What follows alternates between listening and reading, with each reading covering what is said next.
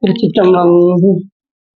இத்தல நீரைகள் நீ அப்பம் மூடவள் போரி தப்பியதாரி முகன் அடிவே கற்றிடம் அடியவர் புத்தியில் உரைபவர் கற்பகமன வினை கடிதேகும் மத்தமும் மதியமும் வைத்திடும் அரண் மகன் மத்தொரு ஈரல் புய மதையானை மத்தள வைரனை உத்தமி புதல்வனை மட்டவில் மலர்கோடு பணிவேனே முத்தமிழடவினை முற்படுகிறிதல் முற்பட எழுதிய முதல்வோனே முப்புறம் எரிசெய்த அச்சிவன் ஒரு ரதம் அச்சது பொடி செய்த அதிதீரா அத்துயரது கொடு சுப்பிரமணிபடும் அப்புணம் அதன் இடையிடமாகி அக்குற மகளுடன் அச்சிறு முருகனை அக்கணமணமரன் பெருமா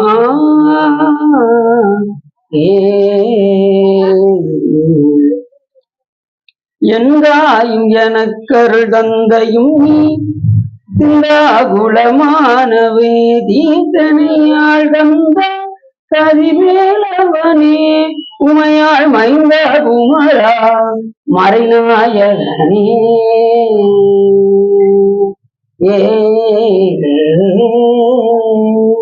ஊழியர்கோன் பொழித்த புகழியர்கோன் கடல் போற்றி ஆளுமிசை கல்மிதப்பில் அணைந்த வீரான் அடி போற்றி வாழி திருநாவலூர் வன்தொண்டர் பதம் போற்றி ஊழிமொழி திருவா அதுபுரர் திருத்தாள் போற்றி. சிற்றம்பலம். எல்லாம் வல்ல சிவகாமி என்பளுடன் ஆகிய கடல் வைத்தியநாத சுவாமியுடைய பெரும் கருணையினாலே நாம் தொடர்ந்து காஞ்சிபுராணத்தில் நின்று திருமால் பேர் படலம் பற்றி சிந்திப்பதற்கு திருவருளும் குருவருளும் அடியாரர்களும் கொஞ்சம் நாம் எப்போதுமே ஒரு பாடலை சிந்தித்து விட்டுதான் சொல்றோம். அதன் அடிப்படையில் இன்று திரு ஏகம்பமுடையார் திரு வந்தாதியில் பட்னத்து சுவாமிகள் கூறுகின்றார். இடவும் கருக்கென பாயும் சென்னி நகு தலைக்கண் இடவும் சுடர் மடவாறு இருக்கின்றனர் ஏகம்பத்தி படமஞ்சு வாயது நாகம் இறைக்கும் அதனுக்கு முன் படம் மஞ்சுவர் எங்கனே பணி வந்திடும் பாங்குகளே என்று மிக அற்புதமாக நமது பட்னத்து சுவாமிகள் கூறுகின்றார். இது என்ன சொல்கின்றார் என்று சொன்னால், சிவபெருமான் பிச்சை ஏந்தி வரும்பொழுது அவர் என்னென்னெல்லாம் அணிந்திருந்தார் என்று சொன்னால், இடவம் கருக்கென பாயும் சென்னி நகுதலைகண் அவரு உடம்புலெல்லாம் எலும்பு மாலை, வெறும் எலும்பு மாலை. அது யார் அது அப்படின்னா பிரம்மாவும் விஷ்ணுக்களும் அவர் கழுத்துல அந்த மண்டையோடாக போவார்கள். அவங்கவுங்க காலம் முடிஞ்சதுக்கு அப்புறம் சிவபெருமானுக்கு மண்டையோடாக அழிவார். அந்த எலும்பு மாலையை சிவபெருமான் தலைக்கு தலைமாலை அணிந்தது என்ன என்று கூட நமது சுந்தரம் சாமியும் பாடுறாரு. சாமி என்ன அணிஞ்சிருக்காரு? தலைமாலை அணி. தலையே நீ வணங்காய் தலைமாலை தலைக்கணிந்து தலையாடையபடி தேரும் தலைவனை தலையே நீ வணங்காய். அப்ப சாமி என்ன அணிஞ்சிருக்காரு? தலைமாலையை அணிந்து. அது யாரு? ஒவ்வொரு பிரம்மாவும் விஷ்ணுக்களையும் சிவபெருமான் தலைமாலையாக அணிந்திருக்கின்றார். அவர் பலி கொள்வது எதை அப்படி என்று சொன்னால், சுவிட்சா போயிடுச்சா?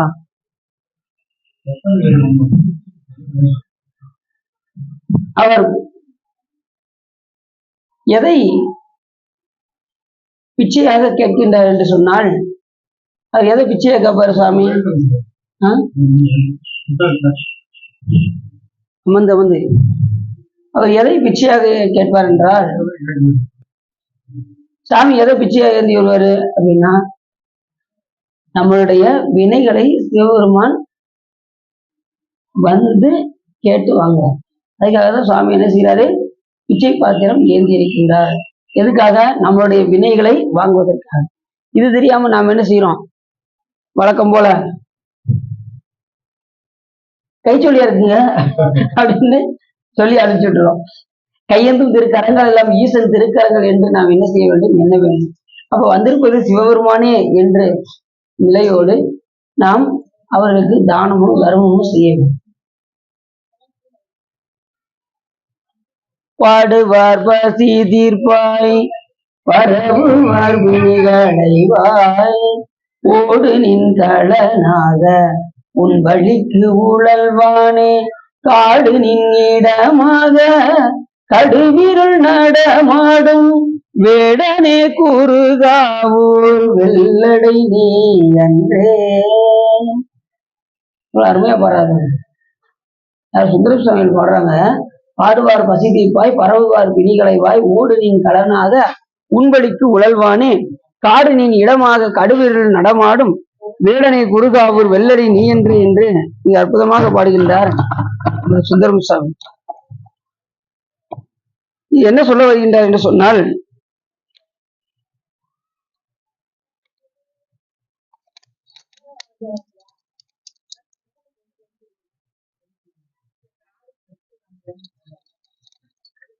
அந்த பேட்டரி எழுதுங்க. காடு நின் இடமாக கடுவிரல் நடமாடும் வேடனே குறுகாவூர் வெள்ளடை நீ அன்றே. பாடுவோருடைய பசியை சிவபெருமான் என்ன செய்வாராம்? போக்குவார். அவரை பற்றி யார் பரவுகின்றார்களோ அவருடைய இது அவங்க கொடுக்கணும் சார். இந்த ரெண்டு காடு நின் இடமாக கடுவிரல் நடமாடும் வேடனே குறுகாவூர் வெள்ளடை நீ அன்றே என்று மிக அற்புதமாக நமது சுந்தரம் சுவாமிகள் பாடுறார்.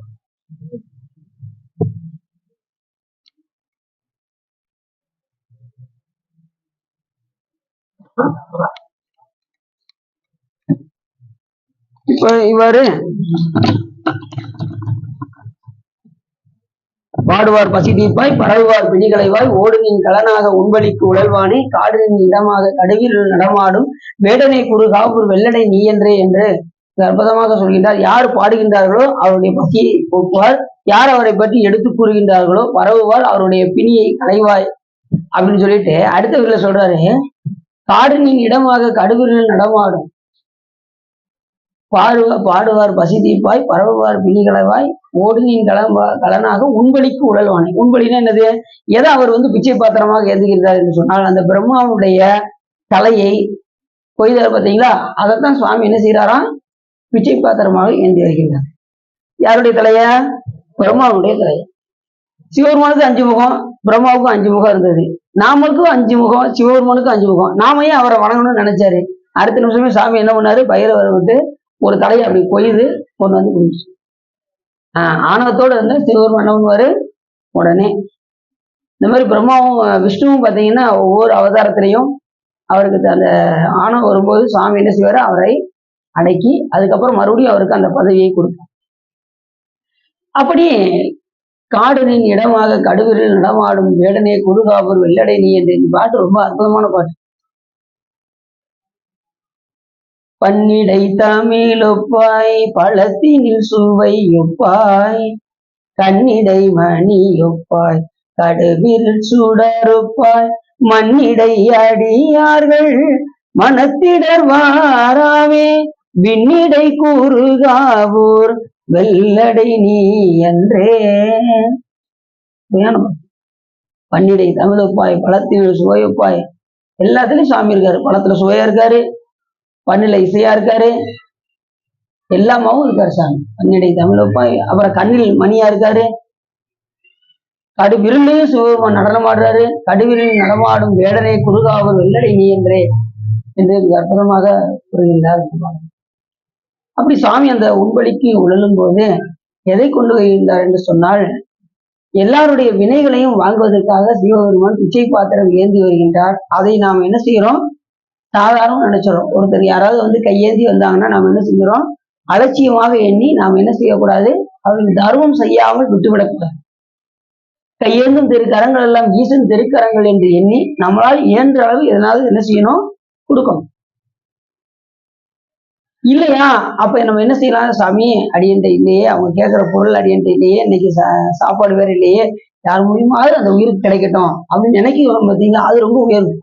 இல்லைன்னா என்ன செய்யலாம்? அவங்கள சத்தம் போடக்கூடாது. கையேந்து வரவங்களை நாம் என்ன செய்யக்கூடாது? சத்தம் போட. ஆனா தர்மம் செய்யறவங்களுக்கு பெரும்பாலும் வந்தீங்கன்னா கோபம் வரும். ஏன் தெரியுமா உங்களுக்கு? இப்ப நீங்க 10 ரூபா மாத்தி வச்சிருக்கீங்க, முதல்ல ஒருத்தர் வராரு, அவருக்கு நீங்க தர்மம் செய்யறீங்க. ரெண்டாவது எடுத்துட்டு வந்தாரு, அவருக்கு ஒரு ரூபா போட்டீங்க, ஒரு 10 ரூபாயை மாத்தி வச்சு ஒவ்வொருத்தருக்கும் ஒரு ரூபாயா வர்றவங்க ஒரு அக்கா கொடுக்குறீங்க. இந்தாங்க ஒரு ரூபா, இன்னொருத்தவங்க ஒரு ரூபா, இப்படி ஒவ்வொருத்தரா கேட்டு வந்தாங்க. கடைசி வந்தாலே வந்தாரு. இப்ப உங்களுக்கு என்ன ஆகும்? உடனே நான் கொடுத்தேன் அப்படின்னு கோபமா வராது. அப்படி தர்மம் செய்யறவங்களுக்கு என்ன வருது? அப்படி வரக்கூடாது. ஆனா சாமி நம்ம எத்தனை தடவை போனாலும் சிவபெருமான் என்ன செய்ய மாட்டாராம்? போகவே படும். முதல்ல ஒருத்தன் போவான், போய் சாமி எனக்கு நல்ல படிப்பு கொடு அப்படின்னு கேட்பான். உடனே எந்தப்பா படிப்பு கொடுத்தாச்சுன்னு கேட்கிறேன். படிப்பு கொடுத்தது அதுக்கப்புறம் என்ன கேட்பான்? நல்ல ஒரு வேலையை கேட்பான். சாமி எனக்கு ஒரு நல்ல வேலையை கொடுத்தா ரொம்ப நல்லா இருக்கும். உடனே சாமி ஒரு வேலையை கொடுத்துருவாரு. அடுத்து சாமிட்டு வருவான், சாமி நான் ரொம்ப நாளா பேச்சுரலாவே இருக்கேன், கொஞ்சம் ஏதாவது கொஞ்சம் பார்த்து ஏதாவது ஒரு திருமணம் முடிச்சு வச்சேன்னா ரொம்ப நல்லா இருக்கும் அப்படிமா. உடனே சாமி கல்யாணம் முடிச்சு வச்சுருவாரு. அடுத்து கல்யாணம் முடிச்சு கொஞ்ச நாள் கழிச்சு, சாமி அடுத்து நான் என்ன கேட்க போறேன்னு உனக்கே தெரியும், ஒரு குழந்தைதான் அப்படின்னு என்ன செய்வான்? அப்போ வருவான் சாமிகிட்ட. உடனே சாமி ஒரு குழந்தைய கொடுத்துருவாரு. அதுக்கப்புறம் இப்படி திரும்ப திரும்ப திரும்ப திரும்ப வந்து அவன் இறக்கும் வரைக்கும் என்ன செய்வான்? சாமிகிட்ட கேட்டு. சாமி என்னைக்காவது கோவிச்சுக்குமா? இப்ப நம்ம வந்தாலே வந்ததுக்கே என்ன செய்யறோம்? நம்ம படக்குன்னு கோவப்படுறோம். ஆனா சாமி எத்தனை தடவை வந்தாலும் கோவமே படாது. அவர் கோவப்பட்டா நம்மளாம் தாங்க மாட்டோம். அதனால எத்தனை முறை வந்தாலும் சாமி அள்ளி அள்ளி வழங்கக்கூடிய கருணாமூர்த்தி சிவபெருமான். எத்தனை தடவை வந்து நீங்க கேட்டாலும் அவங்க இல்லைன்னு சொல்ல மாட்டார். அவர் வந்து இல்லையா எல்லாவற்றையும் கடந்தவர் சிவபெருமான். இந்த உயிர்களுக்கு என்னென்ன கொடுக்கணும்னு எப்ப எப்ப கொடுக்கணுங்கிறது சிவபெருமானுக்கு தான் தெரியும். நம்ம அறிவை கொண்டு சாமிகிட்ட போய் இதை கூட அதை கூட நம்ம என்ன செய்யக்கூடாது? கேட்டு போய் நிற்கணும். அவர் கோடி கொடுக்கணும்னு நினைச்சிருப்பாரு நமக்கு. நம்ம அற்புதமா என்ன செய்வோம்? எனக்கு ஒரு 1,00,000 கொடுத்துட்டேன்னா சாமி என் வாழ்க்கை எப்படி மாறுதுன்னு மட்டும் பாரு சாமி அப்படின்னு சாமிகிட்ட போய். அவர் கோடி கொடுக்கணும்னு நினைச்சாரு, இவன் அற்புதமா என்ன செய்வான்? எனக்கு லட்சம் போகுது, அப்ப வருஷம் அவன் ஆயிலுக்கே லட்சத்துக்கு மேல பார்க்க முடியும். அப்படியே அதனால நமக்கு என்னென்ன கொடுக்கணும் சாமிக்கு தெரியும். அதனால சாமிகிட்டே நம்ம இருக்கணும். இப்ப என்ன சொல்றாரு? இடமும் கருக்கன பாயும் சென்னி நகுது, சென்னினா தலை நகுதலை கண் இடமும் அவர் மடவார்கள். இந்த பெண்கள்லாம் வந்து என்ன செய்வாங்கன்னா, சுவாமி அந்த பிச்சை பாத்திரம் இருந்து வரும்போது இந்த தாருவனத்து முனிவர்களுடைய அந்த கரும பத்தினிகள் எல்லாம் சிவபெருமானுடைய அழகை கண்டு பின்னாடி போனாங்க. ஆனா ஆளு அழகா இருந்தாரு சிவபெருமான். ஆனா கழுத்துல என்ன வச்சிருந்தாராம்? பாம்பு வச்சிருந்தாராம். கழுத்துல மாலைகள் தலைமாலையா அணிஞ்சிருந்தாராம். வேற அதை சொல்றாரு ஓனா இடமும் சொல்ற மடவார்கள். அந்த பெண்கள் எல்லாம் பயந்தாங்க. ஏகம்பத்தீர் படம் 5 வருது. படம் 5 உடைய நாகம் அவர் கழுத்துல இறைக்கும் அதனுக்கு முன் மடம் 5 வர் எங்கனே வந்துடும் பாங்குகளே என்று மிக அற்புதமாக அந்த இடத்துல சொல்றாரு. அந்த பெண்கள் எல்லாம் கொஞ்சம் பயந்தாங்களாம் சிவபெருமான் பக்கத்துல போறதுக்கு. அப்படிப்பட்ட ஏகம்பத்தில் இருக்கக்கூடிய எங்கள் காஞ்சிபுரத்தில் இருக்கக்கூடிய எங்கள் பெருமான் அழகை கண்டு அந்த மடவார்கள் எல்லாம் அஞ்சினார்கள். எதற்காக? அவர் வைத்திருக்கின்ற அந்த பாம்புகளையும் இதையும் பார்த்து அஞ்சினார்கள். அவருடைய பாங்கு அந்தவாறு இருந்ததா, சிவபெருமானுடைய பாங்கு அந்தவாறு இருந்தது. ஆனா அதெல்லாம் எதுக்காக வைத்திருக்கின்றார் என்று சொன்னால், அதெல்லாம் அடைக்கலம் தேடி வந்த காரணத்தினால் அதையெல்லாம் சிவபெருமான் வைத்திருக்கின்றார் என்பதை நம்ம மறந்துடக்கூடாது. பாம்பு 5 ஓடி வந்தது, சிவபெருமான் காலத்துல தூக்கி அழிந்து கொண்டார். புலியை ஏறி விட்டாங்க, அதை தூக்கி இடுப்பில் கட்டினார், அதனுடைய தொழிலை உரித்து கட்டினார். யானை ஏவினார்கள், அதை உரித்து போர்வையாக போத்தினார். இப்படி சிவபெருமான் இருக்கக்கூடிய ஒவ்வொரு அங்க அடையாளங்களும் எந்த ஒரு தெய்வத்துக்குமே இல்லாத ஒரு தனிச்சிறப்பு சிவபெருமான் ஒருவருக்கே உண்டு. அவருக்கு தான் கங்கை இருக்கும், வேற யாருக்குமே கங்கை இருக்கா? தலையில ஏதாவது தண்ணி இருக்கா? எந்த தெய்வத்துக்காக? சிவபெருமான் ஒருத்தருக்கு தான். அவர் ஒருத்தருக்கு தான் நெருப்பு இருக்கும், அவர் ஒருத்தருக்கு தான் உடுக்க இருக்கும், அவர் ஒருத்தர் தான் திருவடி அப்படி தூக்கி வச்சிருக்காரு. மற்ற எந்த தெய்வம் திருவடியை தூக்கி வச்சிருக்காரு? சிவபெருமான் ஒருத்தர் தான் திருவடியை தூக்கி வச்சிருக்காரு. எப்ப வேணாலும் இந்த திருவடியை பற்றி கொள்ளுங்கள், யாம் வந்து அருள் செய்வோம் என்று அபயஹஸ்தம் வேற சுவாமி காமிக்க. அஞ்சே என்று அருள் செய்வான் அமரும் கோயில் என்று திருவையாறு பதிகத்தில் ஞானசம்பந்த பெருமான் சொல்வதற்கு இணங்க, புலனை இந்து பொறி கலங்கி நெறி மயங்கி அறிவழிந்து கைமேல் உந்தி அளமந்த போதாக அஞ்சே என்று அருள் செய்வான் அமரும் கோயில். இந்த மாதிரி பாடிருக்கீங்களா? வளம் வந்த மடவாறு நடமாட முழவதிர மலையங்கி சில மந்தி அளமந்து மரம் ஏறி முகில் பார்க்கும் திருவையாரே அப்படின்னு அந்த பாடல்ல ஞானசம்பந்த பெருமான் மிக அற்புதமாக சொல்கின்றார். எல்லாருக்கும் இந்த வரணுங்கிற எண்ணம் எல்லாருக்கும் வரல, நமக்கு தான் சுவாமி கொடுத்துருக்காரு. இங்க வந்து வழிபாடு பண்ணணும்னு யாரு கொடுத்துருக்காரு? சிவரும் நமக்கு தான் கொடுத்துருக்காரு. சிலமந்தி அளவந்து மரபியேறி முகில் பார்க்கும் திருவையாரே. எத்தனையோ பேர் போறாங்க, எல்லாரும் இந்த கோயிலுக்கு வந்துட்டாங்கன்னா வரல, நமக்கு தான் அந்த பாக்கியத்தை சிவபெருமான் நமக்கு நல்கியிருக்கீங்க. அப்படி இந்த பாடலை மிக அற்புதமாக சொல்றாரு நமது திரு பட்னத்து சுவாமி. அவரு பிச்சை பாத்திரம் ஏந்தி போவதன் நோக்கம் என்ன என்று கேட்டால், எல்லாருடைய வினைகளையும் வாங்க வேண்டும் என்பதற்காக சிவபெருமான் பிச்சை பாத்திரம் ஏந்தி சொல்கின்றார். அப்ப நாம என்ன செய்யணும்? வினைகளை கொடுக்கணுமா கொடுக்க வேண்டாமா? இல்ல நான் வச்சுக்கிடுவேன் அப்படின்னா அப்படியே வச்சுக்கிட்டே இருக்க வேண்டியதான். கொடுத்தா தான் என்ன செய்ய முடியும்? நம்மளுடைய வினைகள் போகும். அது மாதிரி தர்மம் செய்தால்தான் நம்மளுடைய வினைகள் போகும், இல்லைன்னா வினைகள் போகவே போகாது. அப்படியேதான் அந்த வினைகளை நீக்குவதற்கு சிவபெருமானுக்கு ரொம்ப நேரமும் கிடையாது. எதுக்காக சுவாமி அந்த வினைகளை ஊட்டி நம்மளை பக்குவப்படுத்துகின்றார் என்று சொன்னால், அந்த ஆணவ மலத்தில் இருந்து முழுமையாக நாம் நீங்க வேண்டும் என்பதற்காக சிவபெருமான் அந்த வினைகளை என்ன செய்கிறாரு? நாம் செய்த வினைகளை நமக்கு ஊட்டி நம்மளை பக்குவப்படுத்தி தன்பால் என்ன செய்கிறாரு? இழுத்து அந்த உயிருக்கு பேரின்பத்தை நல்கினார். இப்ப சிவபெருமான் மாதிரி நம்மளும் பேரின்பமா இருக்கணுமா வேண்டாமா? இங்கேயே இருந்து கஷ்டப்படணுமா?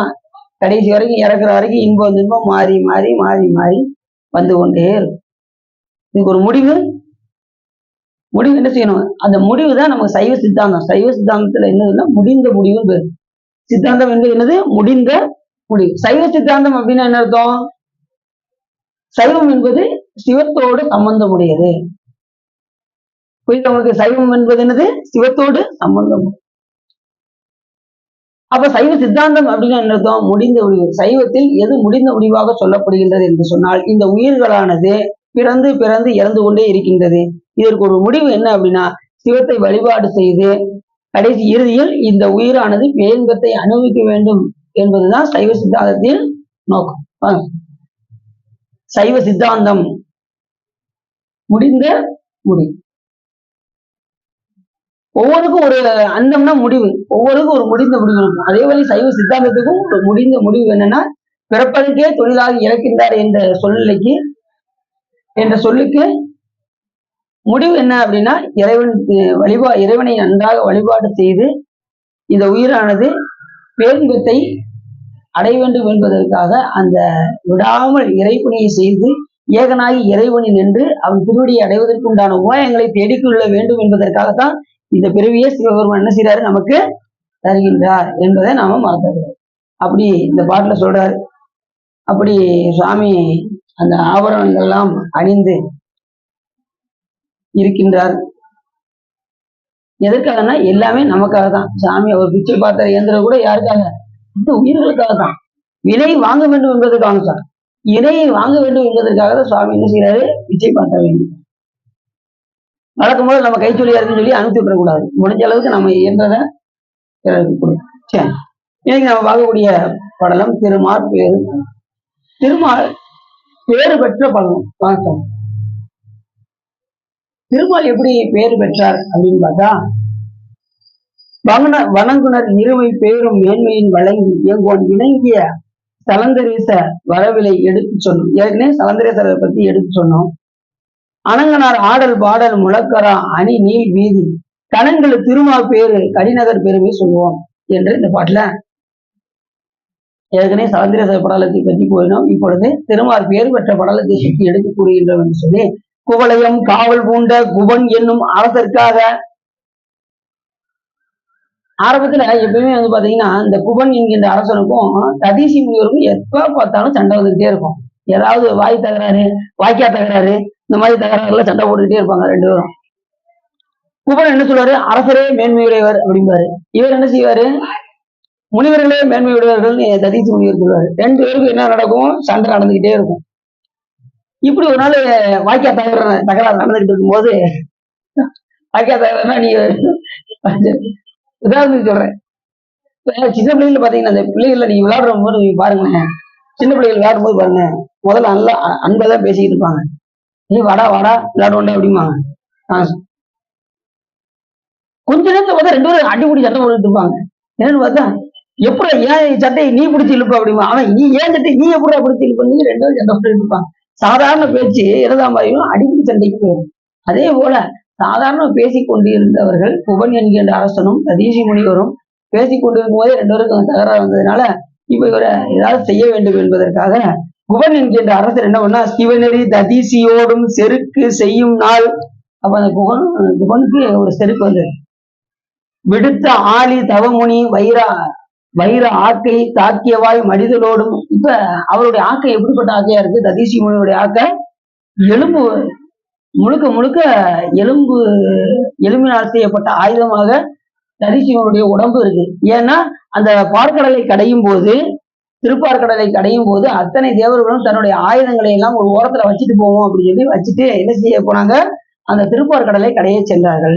அப்படி செல்லும் போது ததீசி முனிவர் என்ன செய்தார் என்றால், அந்த அத்தனை ஆயுதங்களையும் எடுத்து ஒரு திரவியமாக எடுத்து குடிச்சிட்டார். குடிச்சது என்ன ஆயிடுச்சு, அவர் முதுகுல பூரா எலும்பா இருக்கு. அத்தனை ஆயுதமும் அவருடைய முதுகெலும்பா இருக்கு. இப்ப அந்த ஆக்கை எப்படிப்பட்ட ஆக்கை, அவருக்கு வெற்று ஆக்கை தான். இப்ப அந்த ஆயுதங்களை குடிச்சதுனால அவருக்கு வஜ்ர ஆக்கையாக மாறியது. அவர்கிட்ட இருந்து வந்த ஆயுதம் தான் வஜ்ர ஆயுதம் பேரு. இந்திரன் வைத்திருக்கக்கூடிய ஆயுதத்துக்கு என்ன பேரு, வஜ்ர ஆயுதம் என்று. அந்த அசுரனை அழிப்பதற்காக இந்திரன் என்ன செய்வான், இந்த ததீசி முனிவரிடம் கேட்கும்போது, தேவர்கள் எல்லாம் கேட்கும்போது சரி கொடுத்துருவோம் அப்படின்னு சொல்லி அவர் என்ன பண்ணாராம், ததீசி முனிவர் அப்படியே ஒருமுகத்தோடு சிவபெருமானை தியானம் செய்தார். தியானம் செய்யும் போது இவர் முதுக என்ன செஞ்சாங்கன்னா உப்பு போட்டு தடவுனாங்களாம். யாருடைய உடம்ப, ததீசி முனிவருடைய உடம்ப உப்பு போட்டு தேய்த்து, இது மாடை வச்சு அதை நாக்கால வருட சொல்லுவாங்க. அப்படி வருடும் போது என்ன ஆயிரும்னா அப்படியே தொழி அப்படி உறிஞ்சி வருமா. யாருக்கு, ததீசி முனிவருடைய தொழி அப்படி உறிஞ்சி வரவும், அப்படி உள்ள பாத்தீங்கன்னா அந்த ஆயுதம், அந்த எலும்பு ஆனது ஒரு இந்த அத்தனை திரவியமும் அப்படி எலும்பா இருக்குமா, அதை எடுத்து செய்த ஆயுதம் தான் வஜ்ராயுதம் என்று. அவரு தேவர்களுக்காக என்ன செய்யறாரு, அந்த நன்மையை புரிகின்றார் ததீசி முனிவர். இப்ப அவரை தாக்குற அந்த வஜ்ர ஆக்கையை தாக்குவதற்காக குபன் என்னும் அரசன் திருமால் மேல ரொம்ப பக்தி கொண்டான். யாரு, குபன் என்ற அரசன் திருமால் மேல மிகுந்த பக்தி. அப்படி யாருமே ஒரு தெய்வத்தை வழிபாடு செய்தால் அந்த தெய்வம் என்ன செய்யும், எந்த சூழ்நிலையையும் அவனை காக்கும். அப்படி குபன் என்கின்ற அரசன் பெருமாள் மேல் மிகுந்த பக்தி கொண்டிருந்தான். அப்பொழுது ததீசி முனிவரை வெல்ல வேண்டும் என்பதற்காக திருமாலிடம் வேண்டிக் கொண்டான். உடனே அவர் என்ன பண்ணாரு, இனி படை பெறுவது எல்லாம் என்று வாழ உணர்க்கு காற்றா பனிப்புடை இமையோர் தம்மை உசாவினன் படைகட்கு எல்லாம் தனி பெறும் குருவாய் ஈசன் சலந்தரன் வடிய கண்ட சினப்பொடி சிதறும் தீவாய் கொஞ்ச நேரம் திகிரி ஒன்றுள்ளதென்று உணர்ந்தோர். இப்ப என்னாச்சு அப்படின்னா, எப்படியாவது அவனை வெல்ல வேண்டும் என்பதற்காக, யாரையா ததீசி முனிவரை வெல்ல வேண்டும் என்பதற்காக குபன் என்கின்ற அரசன் பெருமாளிடம் போய் சென்று முறையிட்டான். உடனே அவர் என்ன பண்ணாராம், சக்கராயுதத்தை எடுத்து ததீசி முனிவரிடம் விட்டான். அப்படி விட்டு அவரை போய் தாக்கியதா அப்படின்னா தாக்கல. அது சக்கரா என்ன ஆயிடுச்சு, மலைக்கு கீழே வந்துருச்சு. என்ன சுவா, இது தூக்கி வைங்க சுவா, இது ஒண்ணும் சரியில்லை, நம்ம அவர்கிட்ட கேட்டுக்கிறோம். அதான் நீங்க கழட்டி வச்சிரும், இதை எடுத்து வச்சிருங்க சார். ஏதோ ஒரு ஒரு ஒரு சின்ன மிஸ்டேக், என்னன்னு தெரியல.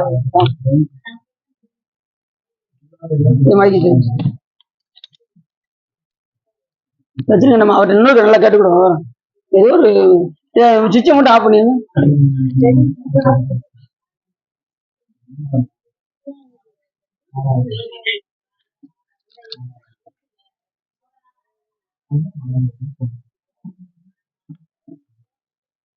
அவருடைய என்னாச்சு அப்படின்னா, அவரு வஜ்ராக்கு போய் பார்த்து வாய் மடிஞ்சிருச்சான். சக்கரம் என்ன ஆயிடுச்சு, வாய் மடிஞ்சு. அப்படி மனிதனால திருமால் கவலையுற்று இனி சக்கராயுதத்துக்கு என்ன செய்வது என்று தேவருடன் ஆராய்ந்து சலாந்தராசனை அழித்ததற்கு உண்டாக்கிய சுதர்சனம் என்னும் சக்கரம் சிவபெருமானிடத்து உள்ளது என்று அறிந்தார். இப்ப ஏற்கனவே ஒரு சக்கரம் வச்சிருந்தாரு, அது என்ன ஆயிடுச்சு, வாயு மடிந்தது. இப்ப சிவபெருமான்கிட்ட இந்த சுதர்சன சக்கரம், ஏற்கனவே சலந்தாசுரன் உருவாக்குன அந்த சக்கரம் இருக்கு பாருங்க, அதை பெற வேண்டும் என்று திருமால் விரும்பினார். இப்ப எங்க கதை போகுது பாத்தீங்களா? அப்ப அதுக்கு முன்னாடி ஒரு சக்கரம் வச்சிருந்தாரு, அது என்ன ஆயிடுச்சு, ஏற்கனவே இந்த ததிசி முனிவரிடம் விட்டு அந்த வாயு மடிந்த காரணத்தினால் இப்ப அதை விட பலம் வாய்ந்த சக்கரை எதுன்னு யோசிக்கும் போது அந்த சலந்தாசுரன் போன கதையில சொன்ன பாத்தீங்களா, சாமி என்ன பண்ணாரு, கீழே அப்படி ஒரு வட்டமா வரைந்தார். உடனே அதை பேர்த்து எடுத்து உன் தலையில் வை என்றார். உடனே அவர் எடுத்து தலையில வச்சாரு, சக்கரம் சுத்த ஆரம்பிச்சிருச்சு. அப்ப அப்படி பலம் வாய்ந்த அந்த சக்கரத்தை எப்படியாவது பெற வேண்டும் என்று திருமால் விரும்பினார். விரும்புவது ஒன்றும் பெரிய பிரச்சனை இல்லையே. இப்ப திருமால் நினைச்சார்னா அவர் கடவுளாக இருந்தால் அவர் அந்த ஆயுதத்தை எடுத்துருக்கலாம்ல, ஏன் சிவபெருமான்கிட்ட போய் கேட்கணும்? அதே மாதிரி பாத்தீங்கன்னா சிவ படைக்கலமாக வழங்கக்கூடிய பாசுபத அஸ்திரம் என்கின்ற அஸ்திரத்தை அர்ஜுனனிடம் திருமால் என்ன செஞ்சாரு, கிருஷ்ணர் போய் அதை வாங்கி வா, எதிரிகளை அழிக்க வேண்டும் என்றால் பாசுபத அஸ்திரம் கொண்டுதான் எதிர்க்க முடியுமே தவிர மற்ற எந்த ஆயுதத்தையும் கொண்டு எதிர்க்க முடியாது. ஆகையினாலே நீ பாசுபத அஸ்திரம் வாங்கி வா அப்படின்னு சொல்லி திருமால் சொன்னாரு, விஷ்ணு சொல்லி. அதுக்கப்புறம் என்ன செஞ்சாராம், எழுதுங்க, அதுக்கப்புறம் என்ன செஞ்சானா, போய் வெறும் இருக்கக்கூடாது என்ன, அதுக்கப்புறம் அவர் என்ன செஞ்சாரா, போய் காட்டுல போய் தவம் இருக்க போனாரு. யாரு, அர்ஜுனன். அர்ஜுனன் உண்மையில சாதாரண ஆள் கிடையாது, மிகுந்த பக்தி உடையவர். யாரு மேல, சிவபெருமான் மேல மிகுந்த பக்தி கொண்டவர். ஒரு நாள் கூட அவர் சிவ பூஜையை கைவிட்டது கிடையாது. யாரு, அர்ஜுனன். அதனாலதான் மறுபிறவில கண்ணப்பனை பிறக்க வச்சு 6 நாள்ல மோட்சத்தை கொடுத்தாரு சிவபெருமான். மகன் இறந்து கிடப்பான் அபிமன்யம், அப்பயும் என்ன செய்வாராம், சிவ பூஜை பண்ணிட்டு தான் மற்ற வேலையை பார்ப்பான். இப்ப நம்ம என்ன செய்வோம் தெரியுமா, பக்கத்து வீட்டுல எது நடந்தாலும் நம்ம என்ன செய்வோம், ஒரு போன் வரும், சிவா பக்கத்து வீட்டுல ஒரு ப்ராப்ளம். சோ ஆகையினால நான் என்ன செய்யணும், அனுஷ்டானம் பண்ணலாமா பண்ண வேண்டாமா, சிவ பூஜை பண்ணவா வேண்டாமா, யோசிக்கவே கூடாது. என்ன செய்யணும்னா சொந்தக்காரங்க வீட்டுக்கு போயிடணும், எடுத்துக்கிட்டு சொந்தக்காரங்க வீட்டுல போய் முதல்ல கடமையை முடிச்சுட்டு தான் மற்ற வேலையை பார்க்கணும். பக்கத்துல துஷ்டி இருந்தா என்ன, எடுத்துட்டு சொந்தக்காரங்க வீட்டுக்கு போயிட வேண்டியதானே, இல்லையா திருக்கோயிலுக்கு இங்க வந்துட வேண்டியதானே, திருக்கோயில அனுஷ்டானம் பண்ணிட வேண்டியதானே. இதை சாக்கு வச்சு என்ன செய்யக்கூடாது, தூக்கிட்டு போனதுக்கு அப்புறம் பதறாம செய்யலாம்னு நினைக்கிறேன் அப்படிம்பாங்க. அதுக்கப்புறம் தூக்குறதுக்கு சாயங்காலம் ஆயிரும், பாடியை தூக்குறதுக்கு. அதுக்கப்புறம் உங்களுக்கு ஒரு சோம்பேறி வந்துருச்சுன்னு வச்சுக்கோங்க, இல்ல திடீர்னு ஒரு கெஸ்ட் வந்துட்டாங்கன்னு வச்சுக்கோங்க, அப்படியும் மறந்துடுவாங்க. அப்புறம் அன்னைக்கு அப்புறம் சிவ அபராதமாக ஆயிரும், குரு நிந்தனை ஆயிரும். ஒரு நாள் கூட என்ன செய்யக்கூடாது, செய்யாம எதாவது சிலர் பார்த்தீங்கன்னா காரணம் காட்டியே கோயிலுக்கு வராம இருப்பாங்க, இல்லைன்னா அனுஷ்டானம் பண்றதா சொல்லுவாங்க. அப்பர் சுவாமிகளுக்கு சதை அடிச்சான், அப்பர் சுவாமிகளுக்கு சதை ஆடுனதான், அப்பயும் உரைப்பு குறையல. அப்பர் சுவாமி ஆளும் நாயகன் கைலை மலை இருக்கை கண்டல்லால் மாலும் உடல் கொண்டு மீளேன் அப்படின்னாரு. அந்த சதை ஆடுன நேரத்துல கூட அந்த கைலாய நாதனை பார்க்காம இந்த உடல் மீளாதுன்னாரு.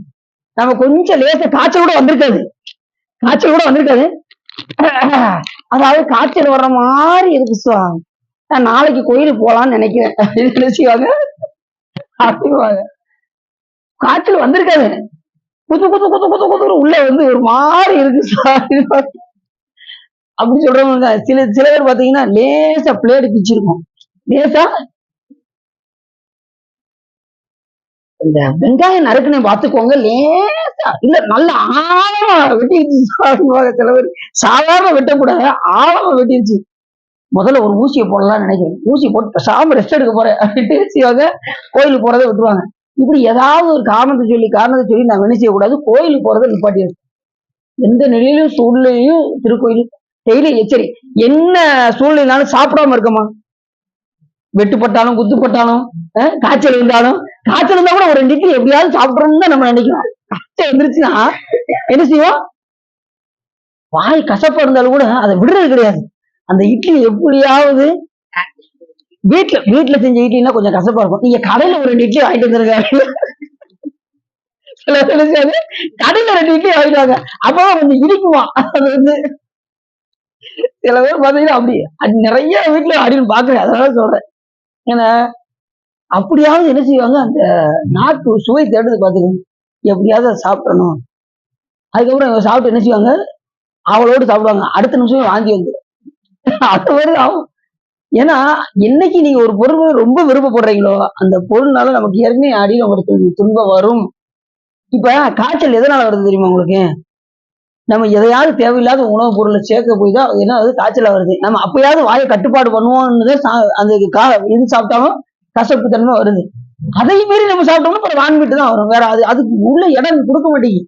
கொடுக்காம இருந்து நம்ம உள்ள தள்ளணும்னா யோசிச்சு பாருங்க. இந்த வாய் இதையும் கட்டுப்பாடு பண்ணிட்டோம்னா நம்ம ஐம்புலன்களை அடைக்கலாம். வாய் ஒண்ணு கட்டுப்பாடு பண்ணிட்டாலே ஐம்புலன்களை நம்ம ஐம்புலன் அடக்கிறதுக்கு மெயினே வந்து மெய்வாய் கண் மூக்கு செய்ய இருக்குல்ல, அந்த வாயை மட்டும்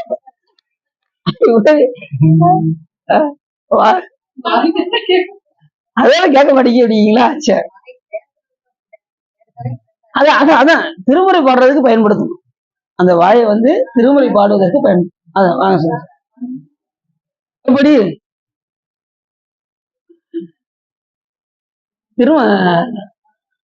நமது பாஸ்பதாஸ்திரம் வாங்குறதுக்காக யாரு போனா? அர்ஜுனன் போனார். ஊசி நுனியில இருந்து தவம் செய்தார். உடனே அந்த நேரத்துல பன்றி ஏவி விட்டான் நமது துரியோதனன். ஏவி விட்டதும் உடனே 2 பேரும் பன்றியை கரெக்டா எரிஞ்சாங்க. சாமி எய்தார், அர்ஜுனன் எய்தார். இவர் எனக்குங்காரு, இவர் எனக்குங்க, 2 பேரும் போட்டி போடுறாங்க. சிவபெருமான் எப்பா நான் யார் தெரியுமா அப்படின்னு அர்ஜுனன் முதல்ல சொன்னான். நான் பெரிய அரசன் அப்படின்னா. நான் யார் தெரியுமாப்பா அப்படின்னு சாமி அப்பயும் முதல்ல காமிக்கலாம். 2 பேரும் மல்யுத்தம் போட்டாங்களாம். தோளுக்கு தோளா சண்டை போட்டாங்களாம். சண்டை போடும்போது சாமி இப்படி நெஞ்சில ஒரு அடி அடிச்சாரு பாருங்க. அப்படியே வந்திருக்கிறது சிவபெருமான். அப்பதான் அவருக்கு தெரிஞ்சதான். உடனே திருவடியில விழுந்து சாமி தெரியாம பண்ணிட்டார். உடனே தன்னுடைய விசுருவத்தை சிவபெருமான் அர்ஜுனனுக்கு காண்பித்தார். என்ன வர வேண்டும் என்று கேள் அப்படின்னாரு. சாமி அடியனுக்கு மோட்சத்தை தர வேண்டும் என்று கேட்டார். வந்த எந்த நோக்கம்? பாஸ்வதஸ்திரம் வாங்க வேண்டும் என்கின்ற நோக்கத்தோடு வந்தவர் திடீர்னு சாமியை பார்த்து என்ன பண்ணிட்டாரு? எனக்கு மோட்சத்தை தர வேண்டும் என்று கேட்டார். ஏன்னா அவர் ஒருத்தர் தான் மோட்சம் தருவாரு, மத்த யாராலையும் கொடுக்க முடியாது. உடனே நீ இந்த பிறவில நீ என்ன கேட்டு வந்த? பாஸ்வதரஸ்தம் கேட்டு வந்தாயில, இதை வாங்கிக்கொள், அடுத்த பிறவில உன்னை ஆட்கொள்கின்றேன் என்று சொல்லி 5000 வருஷத்துக்கு பிறகு சாமி அவரை தோற்றுவித்து என்ன செஞ்சாரு? மோட்சத்தை 6 நாள் கொடுத்தாரு. இல்லைன்னா அந்த அன்பு வருமா? ஏற்கனவே அந்த விடாம சிவபூஜை செய்த காரணத்தினால முதல்ல ஆச்சாரத்தோடு செய்த அந்த சிவபூஜையானது அன்பு வழிபாடாக மாறியது. கண்ணப்பன் எப்படி பண்ணாரு? ஆச்சாரத்தோடய பண்ணாரு? இல்ல, அன்பு வழிபாடோடு பண்ணாரு. ஆச்சாரம் செய்தால்தான் அன்பு வரும், இல்லைன்னா வராது. கிரியைகள்லாம் கரெக்டா பண்ணணும். சாமி என்ன நூல்கள்ல செய்து வச்சிருக்காரோ, என்ன சொல்லி வச்சிருக்காரோ அந்த ஆகம முறைப்படி நாம் சிவபூஜை செய்தால் நம்ம ஆனந்தமா இருக்கும். அதனாலதான் மனமே ஆசையராய் பாசம் விடாய் ஆன சிவபூஜை பண்ணாய் அப்படின்னு ஒரு வார்த்தை போட்டாரு. புரிஞான சம்பந்தர் சும்மா போடுவாரா அந்த இடத்துல? ஆனன்னு எதுக்கு ஒரு வார்த்தை போட்டாரு? வெறும் சிவபூஜை செய்யாய்ன்னு போடலாம்ல. ஆன சிவபூஜை பண்ணாய் அப்படின்னு என்ன அர்த்தம்? ஆகம முறைப்படி சிவபூஜை செய்யாய் அப்படின்னு அர்த்தம். புரியுதா உங்களுக்கு? ஆகமத்துல சிவபெருமான் என்ன சொல்லப்பட்டிருக்காரோ, என்ன சொல்லி வச்சிருக்காரோ அந்த முறைப்படி நாம் சிவபூஜை செய்தல் வேண்டும். இஷ்டத்துக்கு செய்யறது சிவபூஜை கிடையாது. சிவபெருமான் விதித்தபடி செய்ததுதான் சிவபூஜை. அவன் மனம் மகிழும்படி செய்வதுதான் சிவபூஜை. புரியுதா உங்களுக்கு? நீங்க செய்கின்ற சிவபூஜையில சிவபெருமான் மகிழணும். அதுக்கு நீங்க என்ன உபாயம் செய்வீங்களோ செஞ்சுக்கோங்க. கொஞ்சம் அன்பு தான் ரொம்ப முக்கியம். சில பேருக்கு அந்த ஆகம முறைப்படி இந்த மந்திரங்கள் எல்லாம் சொல்ல தெரியலன்னு வச்சுக்கோங்களேன். ஓம் ஈசான முத்திய நமக, ஓம் தத்புருஷோக்தராய நமக, ஓம் அகோர இருதாய நமக, ஓம் வாமதேவ உங்கியாய நமக, ஓம் சத்யோஜாத முத்திய நமக. அன்னைக்கு அடின்னு சொல்லிக்கிட்டு இருந்தேன்.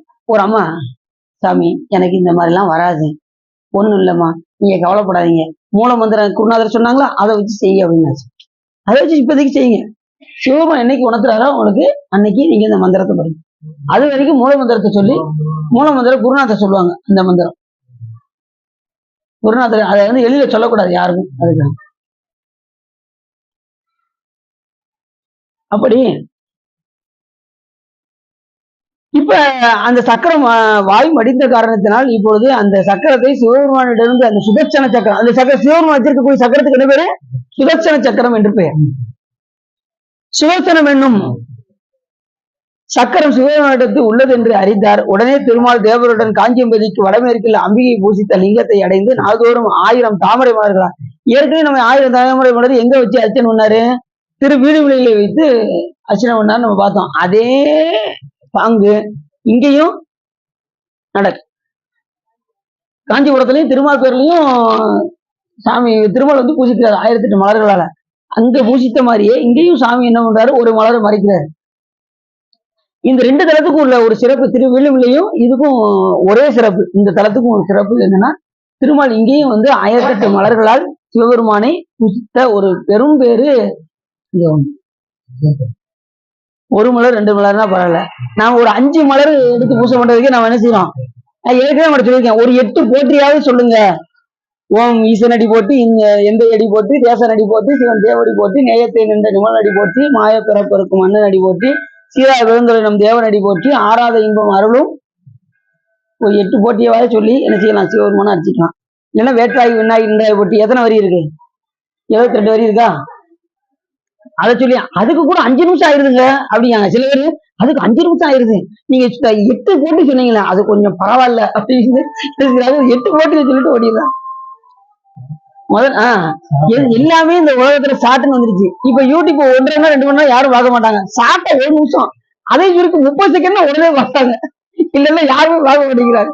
அப்படி ஆகி போச்சு. நான் இப்ப அதுல அடியில் இந்த பேசுனதுல இருந்தே ஒரு நிமிஷமா கட் பண்ணி உள்ள போட்டு விட வேண்டியதா இருக்கு. சரி, அப்படியே மக்கள்கிட்ட போய் சென்றடையட்டும் அப்படிங்கறதுக்காக ஒரு முக்கியமான ஒரு விஷயத்தை எடுத்து அந்த 1 நிமிஷத்துக்குள்ள பேசுற மாதிரி போடாண்டு.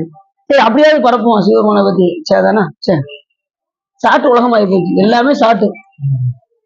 அபிராமின்னு முழுசா வச்சிருந்தா அபி அப்படின்றாங்க, சாட்டை முடிச்சிடுறாங்க. அடைக்கலாம் அப்படின்னா அடை எல்லாமே பாருங்க சாட்டு தான். மங்கை கசி அப்படின்னா மங்கை அப்படின்றாங்க. ராசாத்திய சுருக்கம் ராசு அப்படின்றாங்க. ராசாத்திய கூட முழுக்க செலவு ராசு அப்படின்றாங்க.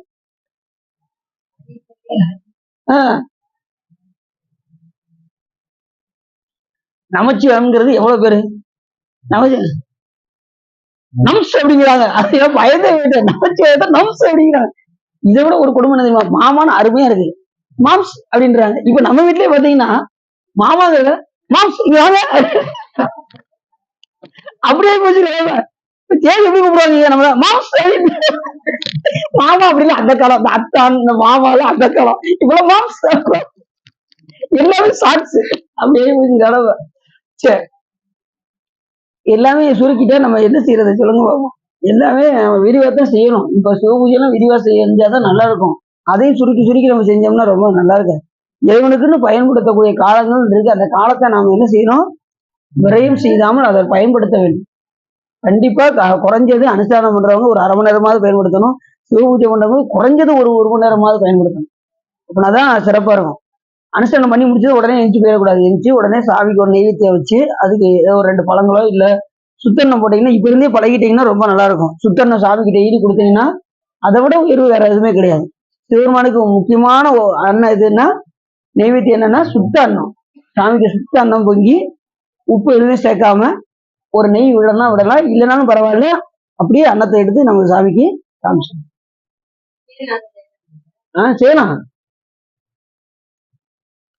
இப்ப இருந்து நீங்க கொடுத்தீங்கன்னா சிவபூஜை இருக்கும்போது உங்களுக்கு அதே டைம் தான் உங்களுக்கு வரும். அப்படி பொங்கி சாமி காட்ட பாருங்க, அவ்வளவுதான். இப்ப நீங்க சிவலிங்கத்துக்கு இப்ப நீங்க ஒரு சிவலிங்கம் வச்சிருப்பீங்க, இல்ல படம் வச்சிருப்பீங்க, அதுக்கு காட்டுவீங்க. அதுக்கப்புறம் சிவலிங்கம் வந்ததுக்கு அப்புறம் சிவலிங்கத்துக்கு அமைச்சிருப்பேன், அவ்வளவுதான். உங்களுக்கு அந்த காலம் உங்களுக்கு கிடைச்சிடும். அப்படிதான் சமீதிச்சு எடுக்கும்போது சிவபூஜை பண்ண ஆரம்பிச்சிட்டேன். அப்ப நாங்க காசிக்கு போகும்போதெல்லாம் அந்த சிவலிங்கத்தை அப்பயே அந்த லிங்கத்தை எல்லாம் சொன்னாங்க, சமீதிச்சு தானே எடுத்திருக்க, சும்மா வச்சுட்டு வாய அப்படின்னாங்க சிவலிங்கத்தை. நான் அடின்னு வச்சுட்டே போல. இப்போ இப்படி பழகணும்னா நாளைக்கு சிவபூஜை கிடைச்சதுக்கு அப்புறம் அந்த மாதிரி வந்துடும் அப்படின்னு சொல்லிட்டு அதை எடுத்துட்டே போய் பூஜை பண்ணும். இப்பயும் அந்த சிவலிங்கத்துக்கு உணவு ஊட்டிட்டு தான் இருக்கு. அதை விடக்கூடாது. பூஜை பண்ணி பழகுனதையும் என்ன செய்யணும், பக்கத்துல வச்சு ஒரு ஆனா அபிஷேகம் மட்டும்தான் கிடையாது. மற்றபடி நம்ம தீட்சை வாங்கினதுக்கு அப்புறம் எந்த சிவலிங்கம் வச்சிருக்கோமோ அதுதான் நம்ம உயிர் துறக்கும் வரைக்கும் அந்த சிவலிங்கத்தை வச்சு நாம பூஜை சிவலிங்கம். அது நம்ம சிவபூஜை எடுக்கும்போது நம்ம கொடுப்பாங்க சார். சிவபூஜை எடுக்கும்போது படிக்க நீங்க வாங்கணும். அந்நேரம் சிவலிங்கத்தை வந்து விளையாட்டா வச்சு நம்ம பயன்படுத்தக்கூடாது.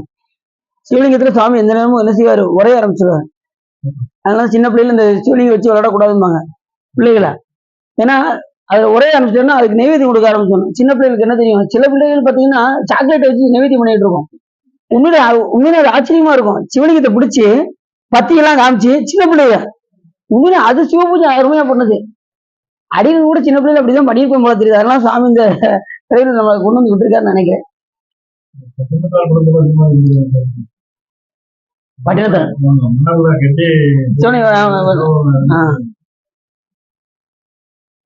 கண்டிப்பா. சரி, அப்படியும் திருமால் வந்து என்ன செஞ்சாரு, சிவபெருமான் அந்த சக்கரத்தை எப்படியாவது வாங்க வேண்டும் என்று விரும்பினார். அந்த சக்கரத்துக்கு என்ன பேரு? சுதர்சன சக்கரம் என்று பேர். உடனே திருமால் தேவருடன் காஞ்சிபதிக்கு வந்தார். வந்து அங்க நாள்தோறும் 1008 மலர்களால் சிவபெருமானை அர்ச்சனை செய்தார். எத்தனை மலர்கள்னு? 1008 மலர். ஏன் 1008?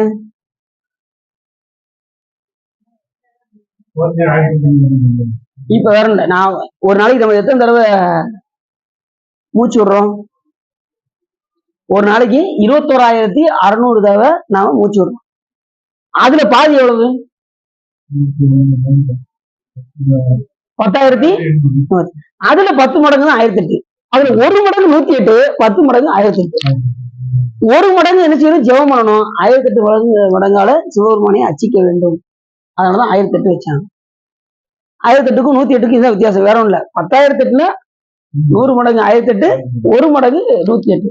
இப்ப சாமியோட மிகப்பெரிய காரணம் என்னன்னா, அந்த ஜெபம் பண்ணும் போதாவது ஒரு 108 தடவை ஜெபம் பண்ணும் போதுவாது என்னை நினைப்பா அப்படி சொல்லி சாமி கொடுத்தா, அந்த நேரத்துல தான் சிந்தனை பயங்கரமா எங்கெங்கேயோ போகுது. சிலவே பாத்தீங்கன்னா அப்படி கண்ண மூடிட்டு எங்கேயோ பார்த்துட்டு. அதுக்கு அப்படின்னு நாங்க திருநள்ளாறு போயிருந்தோம். முன்னாடி திருநள்ளாறு போயிருக்கும்போது ஒரு ஐயா கூட வந்தாரு. அவரு ஜெபம் பண்ணிக்கிட்டு இருக்காரு. அந்த ஐயாவது ஜெபம் பண்ணிட்டு இருக்காரு. அவரோட ஜெபம் பண்ண வேண்டியதுதானே? இப்படி ஜெபம் பண்ணிட்டே சவனா, அதாவது ஜெபம் வருதா இல்ல பேசுறாரு, இப்படி பேசலாமா? இப்படி ஜெபம் பண்ணலாமா? ஆனா எப்பயுமே நம்ம கிட்ட வந்து எதுவுமே அப்படின்னு அப்படி பேசக்கூடாது. ஜெபம் பண்ணும்போது இன்னொன்னு, வெளியில தெரியக்கூடாது. மாலை எங்க தெரியக்கூடாது? வெளியில ஜெபம் பண்ற மாலை வெளியில தெரியக்கூடாது. அத பாடல்களே நம்ம அருளாளர்கள்லாம் சொல்றாங்க. பலர் பார்வையிட்டால் பழியா ஜபங்கள், பலர் பாராவண்ணமே ஜெபியும் அப்படின்னு நூல்கள் சொல்லுது. அப்ப பலர் பாராவண்ணம் என்ன செய்யணும்? ஜெபிக்க வேண்டும். அப்ப பலர் பாராவண்ணம் ஜெபிக்க வேண்டும்னா என்ன செய்யணும்? மறைத்து வைத்து ஜெபம் செய்ய வேண்டும். எப்படி மறைச்சு வச்சு செய்வீங்க? யாரும் தெரியக்கூடாது. பெண்கள் வந்து என்ன செய்யணும்? சேலையை மறைச்சு வச்சு பண்ணணும். ஆண்கள் என்ன செய்யணும்? ஒரு வெள்ளை துண்டை எடுத்து மேல மூடி ஜெபிக்கணும். அது மாதிரி காவியை வந்து என்ன செய்யக்கூடாது? அடிக்கடி எடுத்து யூஸ் பண்ணக்கூடாது. காவி யாருக்கு அப்படின்னா துறவிகளுக்கு மட்டும்தான் காவி. இல்லறவாசிகளுக்கு காவி கிடையாது. புரியுதா உங்களுக்கு? காவி யாருக்கு? இப்ப எல்லாரும் நினைச்சோம். இப்ப சர்வசாதாரணமா போச்சு. இப்ப காவி வந்து ஒரு கயிறு வேட்டி மாதிரி ஆக்கிட்டாங்க கடைசி. அதை சுத்தி தச்சு வச்சிருக்காங்க. அப்படி உடுத்தக்கூடாது. காவின்னு ஒரு புனிதமானது. அது யாரு பயன்படுத்தணும் சரி நம்ம அருளாளர்கள் சொல்லியிருக்காங்க. காவி வந்து துறவிகள் மட்டும்தான். கல்யாணம் முடிச்சிருக்க கூடாது. அவங்க மட்டும்தான் என்ன செய்யணும்? இப்ப கல்யாணம் முடிச்சு சில பேர் கல்யாணம் முடிச்சு துறவிகளா போறவங்க இருக்காங்கல்ல. கல்யாணம் முடிச்சு வீட்டெல்லாம் வெறுத்து போய் சாமியார் ஆகிறாங்கல்ல, அவங்க என்ன செய்யறாங்க? இப்போ இந்த காவியை உடுத்திட்டு போறாங்க. அப்படி போகக்கூடாது. அவங்களும் வெள்ளை வேஷ்டி வெள்ளை துண்டு தான். கல்யாணம் முடிச்சாச்சுனாலே வெள்ளை வெட்டி வெள்ளை துண்டு. அவங்க என்ன செய்யக்கூடாது? காவி அணியக்கூடாது. முற்று துறவிகள் தான். கல்யாணம் ஆடை கூட இல்லாதவங்க தான் என்ன செய்ய முடியும்? அந்த காவியை அணியும். எல்லாரும் அணிய கூடாது. சரி, அப்படி இந்த 1008 மலர்களால் இப்ப 1008 புரிஞ்சிச்சா? அந்த நம்ம மூச்சு விடுறதுல 10 மடங்கு தான். 100ல 10 மடங்கு தான் 1008, 1 மடங்கு 108. அப்ப ஜெபம் செய்யும் போது நம்ம என்ன செய்யணும்? யாரும் பாராவண்ணம் ஜெபிக்க வேண்டும். அதுமாதிரி 1008 மலர்களால் நம்ம அதுவும் இந்த தளத்துல போய் 1008 மலர்களால் நாம் இறைவனை அர்ச்சித்தால் ரொம்ப மோட்சம் உடனே கிடைக்குமா?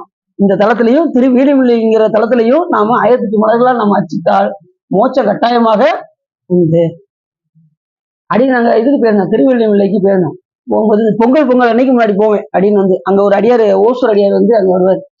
வந்து எங்களை அடியில் வட்டம் அழைப்பு கொடுப்பாரு. அப்படின்னு போவேன். இப்போ ஒரு 4-5 வருஷமா போக முடியல. பொங்கலுக்கு இங்க எல்லாம் கொண்டாடிக்கிட்டு இருப்பாங்க. நாங்க வந்து அங்க கொண்டாடுவோம். எங்க திருவள்ளிமலையில. அங்க சாமி 1008 மலர்களால பெருமாள் அர்ச்சிச்சாரா, அதனால அவர் அர்ச்சிச்சு அதே இதை வச்சு நம்மளும் அர்ச்சனை பண்ணணும்னு நினைச்சு 1008 மலர்களை எடுத்து வச்சாச்சு. 1008 மலர். அங்க பாத்தீங்கன்னா கோயில், பெரிய கோயில், திருவள்ளிமலை பெரிய கோயில். சுத்தி மரம், எல்லா மரங்களையும் எடுத்து அடி எண்ணி கொண்டு வச்சுட்டேன். 1008 எண்ணி வச்சாச்சு. அர்ச்சனைக்கு இது அந்த திருமால் அர்ச்சித்ததுன்னு இப்படி நெட்ல எடுத்து பாத்தீங்கன்னா விஷ்ணு பூஜித்தா இது சகஸ்திரம் சொல்லி இருக்கும். அதை நீங்க அதை எடுத்து வச்சுக்கிட்டு அந்த மந்திரத்தை சொல்லி அந்த தளத்திலே வச்சு சுவாமி திருவருளால ஒரு வாய்ப்பு கிடைச்சது. அதே மாதிரி நீங்களும் உங்களுக்கு வாய்ப்பு கிடைச்சா கண்டிப்பா என்ன செய்யுங்க? அந்த 1008 அர்ச்சனைய அங்க போய் நீங்க அந்த மந்திரத்தை சொன்னா கூட போதும். வாய்ப்பு கிடைச்சா மலர்கள் எடுத்து சுவாமி கூட நீங்க என்ன செய்யலாம்? அர்ச்சனை பண்ணணும். அப்படி ஒரு சார்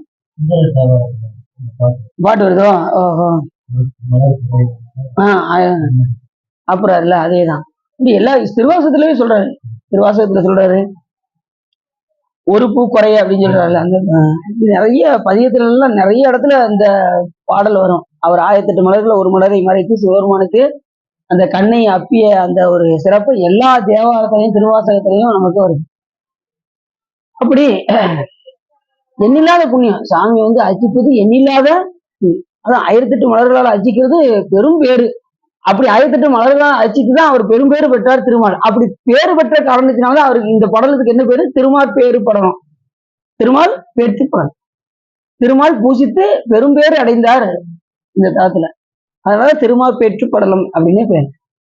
அப்படி 1008 மலர்களை வைத்து ஒவ்வொரு மலரா ஓம் சிவாய நம ஒரு பூ போட்டாச்சு, ஓம் சிவலிங்காய நம இப்படி போட்டுட்டே வர 1007 வந்துருச்சு. ஒரு மலரை ஒரு நாமம் இருக்கு, ஆனா பூ இல்லை. அந்த நேரத்துல எந்திக்கலாமா? பூசை நேரத்துல யாராவது எந்திக்கலாமா? ஒரு பூ பத்தலையே, இலைய வேற மறந்துட்டோமே அப்படின்னு சொல்லிட்டு கூடாது. நேத்துதான் நேத்து அடியில பூவெல்லாம் பறிச்சேன், இலைய பறிக்க மறந்துட்டேன். கரெக்டா சாமி அபிஷேகம் பண்ணி முடிச்சாச்சு. சாமி வைக்கிறதுக்கு பார்த்து இலைய காணும். உடனே என்னடா செய்யணும்னு நினைச்சேன். நல்ல வேலை தேவை எதிர்ச்சுட்டான். தேவையே அப்படிங்க உள்ள இருந்து சவுட்டு மட்டும் வந்தது. கொஞ்சம் இலைய மட்டும் பறிச்சுட்டு அன்னைக்கு இத்தனைக்கும் அவன் குளிக்கல. உடனே எதிர்த்து உடனே இலைய பறிச்சுட்டான். உடனே அந்த மாதிரி நம்ம என்ன செய்யணும் அப்படின்னா, அந்த இலைய அவங்க குளிக்காம இருந்து பறிச்சுட்டாலும் உடனே நம்ம என்ன தண்ணியில நினைச்சு அதுக்கு மந்திரம் சொல்லி அதுக்கப்புறம் தான் சுவாமிக்கு எடுத்து நாம சாத்தணும். உடனே நம்ம என்ன செய்ய முடியாது? சாத்திட முடியாது. ஏன்னா வேற வழி இல்லாம நம்ம அந்த நேரத்தில் எந்திக்க முடியாது. அவங்க குளிக்கட்டாலும் பரவாயில்லன்னு சொல்லி என்ன செய்ய சொல்லியாச்சு? பறிக்க சொல்லியாச்சு. அந்த நேரத்தில் அதை பறிச்சு கொண்டு வந்து தண்ணீரை நினைச்சு அதை மந்திரம் சொல்லி சுவாமிக்கு வச்சு அதுக்கப்புறம் ஒடிச்சு போடணும். இலை இருக்கு பார்த்தீங்களா? சிவபூஜையில 7 முறை சுவாமிக்கு அந்த இலை அந்த நந்தியாவரத்தை இலைக்கு பாருங்க, அந்த இலை சவுண்டு கேட்கணும், டப்பு டப்புன்னு சவுண்டு கேட்கணும். ஏன்னா நம்ம வினைகளை சுவாமிகிட்ட கொடுக்குற மாதிரி நாம் செய்த வினைகளை சிவபெருமானுக்கு அந்த இலை மூலியமா சாமிகிட்ட கொடுக்கணும். அதாவது ஆத்ம தவம் ஜபம் கர்ம பலன்கள் முழுவதும் சமர்ப்பயாமே அப்படின்னு சொல்லி சாமிகிட்ட சொல்லி அந்த கர்ம பலன்களை வினைகளை கொடுக்கும்போது டப்பு டப்புன்னு 7 முறை ஒடிச்சு சாமிகிட்ட போடணும். சிவபூஜை பண்றவங்களுக்கு தெரியும். அந்த இலையில ஒடிச்சு போடணும். ஏதாவது நந்தியாவரத்த இலைய அது நல்ல கடினமா இருக்கும். லேச ஒடிச்சு பாருங்க, சவுண்டு வரும். அந்த இலையை ஒடிச்சு போடணும்.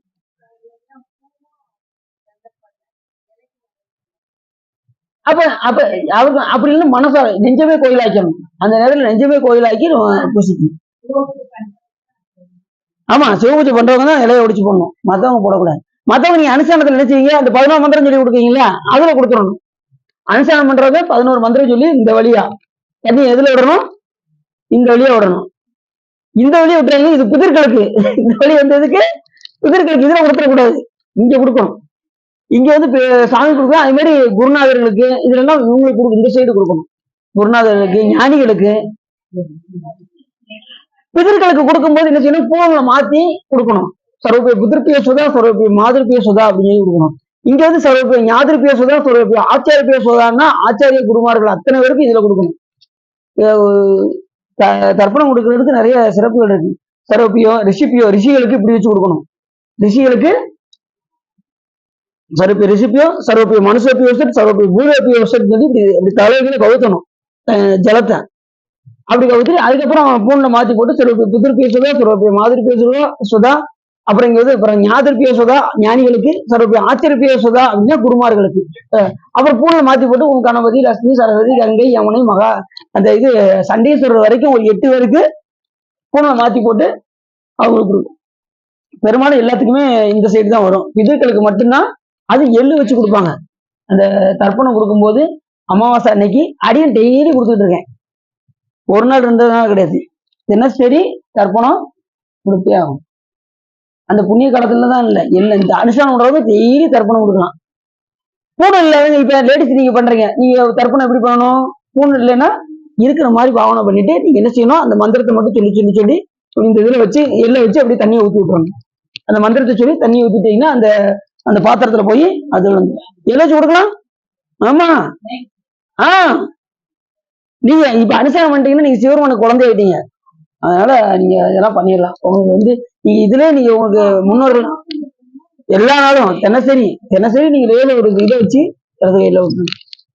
நான் அவங்க சொல்லித்தரேன், அவங்க சொல்லித்தரேன். என்ன சார்? அது வந்து குருமார்களுக்கு, இது பிதர்களுக்கு சொன்னேன், பிதர்களுக்கு இந்த சைடு. ஆமா, சாமிக்கு, குருமார்களுக்கு, ஆச்சாரியர்களுக்கு, குருமார்களுக்கு, ஞானிகளுக்கு எல்லாமே இதுல கொடுக்கணும். சரி, அப்புறம் பூதர்களுக்கு இதுக்கெல்லாம் இப்படி பூத பேசட், மனுஷ பேசட், பூத பேசட்னு பூதர்களுக்கு, அந்த பூதகணங்கள்லாம் இருக்காங்களோ அவங்களுக்கு இப்படி கொடுக்கணும். இப்படி நிறைய எல்லாத்துக்கும் போய் சேர்ந்துடும். அந்த மந்திரத்தை போட்டு நீங்க படிச்சுக்கிட்டீங்கன்னா உங்களுடைய தினசரி நீங்க அவங்க கொடுக்கும்போது அவங்க ரொம்ப மகிழ்வித்து என்ன செய்வாங்க, உங்களுக்கு அருள் செய்வாங்க. டெய்லி அவங்களுக்கு தர்ப்பணம் கொடுத்தீங்கன்னா உங்களுக்கு எல்லா விதமான சிறப்புகளும். சரி, இப்படி 1008 மலர்களை ஒரு மலரை என்ன செஞ்சாரு சுவாமி மறைத்தார். அந்த நேரத்துல எந்திக்க முடியாது. உடனே இவர் என்ன பண்ணாராம், தன் கண்ணையே எடுத்து என்ன செஞ்சாரா, கண்ணை பறித்து இறைவன் திருவடியில் சாத்தினார். இப்ப கண்ணப்பனாரு கண்ணு கொடுத்தாரு, திருமாலும் கண்ணு கொடுத்தாரு. 2 பேருக்கு என்ன வித்தியாசம்? இவர் எதுக்காக கண்ணு கொடுத்தாரு? கண்ணை மலரை எடுத்து வச்சாரு. இவர் அந்த சக்கரத்தை எப்படியாவது வாங்கிடணும்னு நினைச்சு வச்சாரு. ஆனா கண்ணப்பன் எனக்கு எது வேணும்னு சொல்லி கேட்டாரா? இல்ல, எதுவுமே அவர் பிரதிபலனை எதிர்பார்க்கல. அதான் ஆசைக்கும் அன்புக்கும் உள்ள வித்தியாசம். அவர் ஆசைப்பட்டு சக்கரத்தை வாங்க வேண்டும் என்கின்ற ஆசைப்பட்டார். இவர் அன்பு மட்டுமே வைத்தார். இவர் சாத்தினதுக்கும் அவர் சாத்தினதுக்கும் வித்தியாசம். அதையும் பாத்தீங்கன்னா ஒரு தடவை சொல்லலையா, நில்லு கண்ணப்பா நில்லு கண்ணப்பான்னு 2 தடவை சிவபெருமான் சொன்னாராம். கண்ணப்பன் கண்ணு கொடுக்கும் போது நில்லு கண்ணப்பா நில்லு கண்ணப்பா. ஒரு கண்ணை எடுத்து பறிச்சு வச்சுட்டாருல்ல, 2வது கண்ணை எடுக்க போகும்போது சாமி நில்லு கண்ணப்பான்னு சொன்னாரு. முத கண்ணை எடுத்து பறிச்சு வச்சுட்டாரு. ஆக சந்தோஷப்பட்டாராம். நல்ல வேலை நான் மருந்து கண்டுபிடிச்சேன்னு துள்ளி குதிச்சு ஆடினாராம் கண்ணப்பன். அடுத்த நிமிஷம் இன்னொரு கண்ணுல இருந்து வந்ததும் சரி இன்னொரு எனக்கு மருந்து தெரிஞ்சு வச்சிரு அப்படின்னு சொல்லிட்டு உடனே செருப்பு காலோட சாமி அப்படி அந்த இதை ஊன்றி மறுகண்ணை இப்படி தோண்ட போறாரு. அன்னைதான் நெல்லு கண்ணப்பா நெல்லு கண்ணப்பான்னு சாமி. எவ்வளவு இது சிறப்பு இருந்துச்சு. அப்படி அது ஒரு தலையான அன்பா. அந்த அன்புக்கு நிகரானது எதுவுமே கிடையாது. கண்ணப்பன் ஒப்பதோர் அன்பு இன்மை கண்டபின் என்னப்பன் என்னப்பில் என்னையும் ஆட்கொண்டருளி வண்ணப்பணித்து என்னை வாவென்ற வான்கருணை சுண்ணப்பொன் வீட்டிற்கே சென்றுதாய் கோத்தும்பி சொல்றாரு. அப்படிப்பட்ட அன்பு கண்ணப்பனாருடைய அன்பு அப்படிப்பட்டது. கண்ணப்பன் ஒப்பதோர் அன்பு இன்மை, அவருக்கு மாதிரி எனக்கு அன்பு கிடையாது சாமி அப்படின்னாரு. கண்ணப்பன் ஒப்புற அளவுக்கு எனக்கு அன்பு கிடையாது. கண்ணப்பன் ஒப்பதோர் அன்பு இன்மை, எனக்கு அன்பு இல்லைன்னு தெரிஞ்சு கூட எங்க சிவபெருமான் என்ன செஞ்சார் தெரியுமா அப்படின்னாரு. அன்பு இன்மை கண்டபின் என் அப்பன் என் ஒப்பில் என்னையும் ஆட்கொண்டாரு. என்னைய கூட சிவபெருமான் ஆட்கொண்டாரு. அவனுடைய கருணையை நான் என்னன்னு சொல்ல அப்படின்னாரு. அதாவது நல்லவர்களுக்கு அருள் செய்வது பெருசு கிடையாது, கெட்டவர்களையும் அருள் செய்யணும். அதுதான் கடவுளுடைய தன்மை. புரியுது அவங்களுக்கு? நாம ஒரு தவமும் செய்யாட்டாலும் பரவாயில்ல, ஆனா சிவபெருமான் மேல ஒரு துளி அன்பு இருந்தா போதும், சாமி என்ன பண்ணிடுவாரு, உடனே துளி அன்புன்றாரு. தத்தையும் மனையா தங்கள் மேல் வைத்த தயாவை 100,000 கூறிட்டு அத்திலங்கு ஒரு ஊர் உன்னன் வைத்தவருக்கு அமருலகு அளிக்கும் என் பெருமை. பித்தரெண்டு உன்னை பேசுகிறேனும் பிழைத்தவை பொறுத்தல் செய்யும் கைத்தலம் சென்னி மேல் வைத்த கங்கை கொண்ட சோலைச்சரத்தானேங்கிறாரு திருவிசைப்பாளர். பெண்கள் மேல் வைக்கின்ற அன்புல ஒருத்தவங்க பார்த்தேன், உமா உன் மேல நான் உசுரே வச்சிருக்கேமா வச்சாங்கல்ல, அந்த அன்புல ஒரு துளியம் அதை 1,00,000 கூற ஆக்கி அதுல ஒரு கூறு எடுத்து சிவபெருமான் மேல அன்பு வச்சாலே சாமி என்ன செய்வாராம், அமருலகு அளிக்கும் என் பெருமை. பித்தரெண்டு உன்னை பேசுகிறேனும் பிழைத்தவை பொறுத்தல் செய்யும். சில பேர் பித்தன்னு சொன்னா என்ன செய்வாங்க, சண்டைக்கு வந்துடுவாங்க. யாரை பார்த்து பைத்தியங்கிற அப்படின்னு அடிக்கிறவங்க அடிக்க வர மாட்டாங்க. ஆனா சிவபெருமான் பித்தன்னு சொன்னா என்ன செய்வாராம், நம்ம இது வரைக்கும் செஞ்ச பிழையெல்லாம் பொறுத்துருவாராம். பித்தரெண்டு உன்னை பேசுகிறேனும் பிழைத்தவை பொறுத்தல் செய்யும். இதுக்காக அடியில் என்ன செய்வேன், மதியம் பூக்கட்டையில பித்தாபுரை சொல்லி பாட்டை போட்டு விட்டுறது. அந்த பித்தாபுரை சொல்லி அந்த நேரத்துல கேட்பேன். ஒவ்வொரு இதையும் தெரிஞ்சுக்கிட்டு அது எந்தெந்த நேரத்துல கேட்கணும்னு நம்ம பிளான் பண்ணி வச்சுக்கணும். பித்தர் அப்ப கண்டிப்பா ஒரு நாளைக்காவது அந்த பித்தாபுரை சொல்லி கேட்டணும். அப்ப பொன்னம்பல பதியத்தை எப்படியாவது திருமுறை இது சிவபூஜையில உள்ள கொண்டு வந்துடணும். அதுவே ஓர்வாயின பாட்டை விட்டுறக்கூடாது. ஞானசம்பந்த பதியத்துல அப்ப சாமி போற்றி விட்டுறக்கூடாது. சுந்தரம் சாமி தில்லையாளந்தனை விட்டுறக்கூடாது. மாணிக்கவாசக பதியத்துக்கு பொன்னம்பல பதியத்தை விட்டுறக்கூடாது.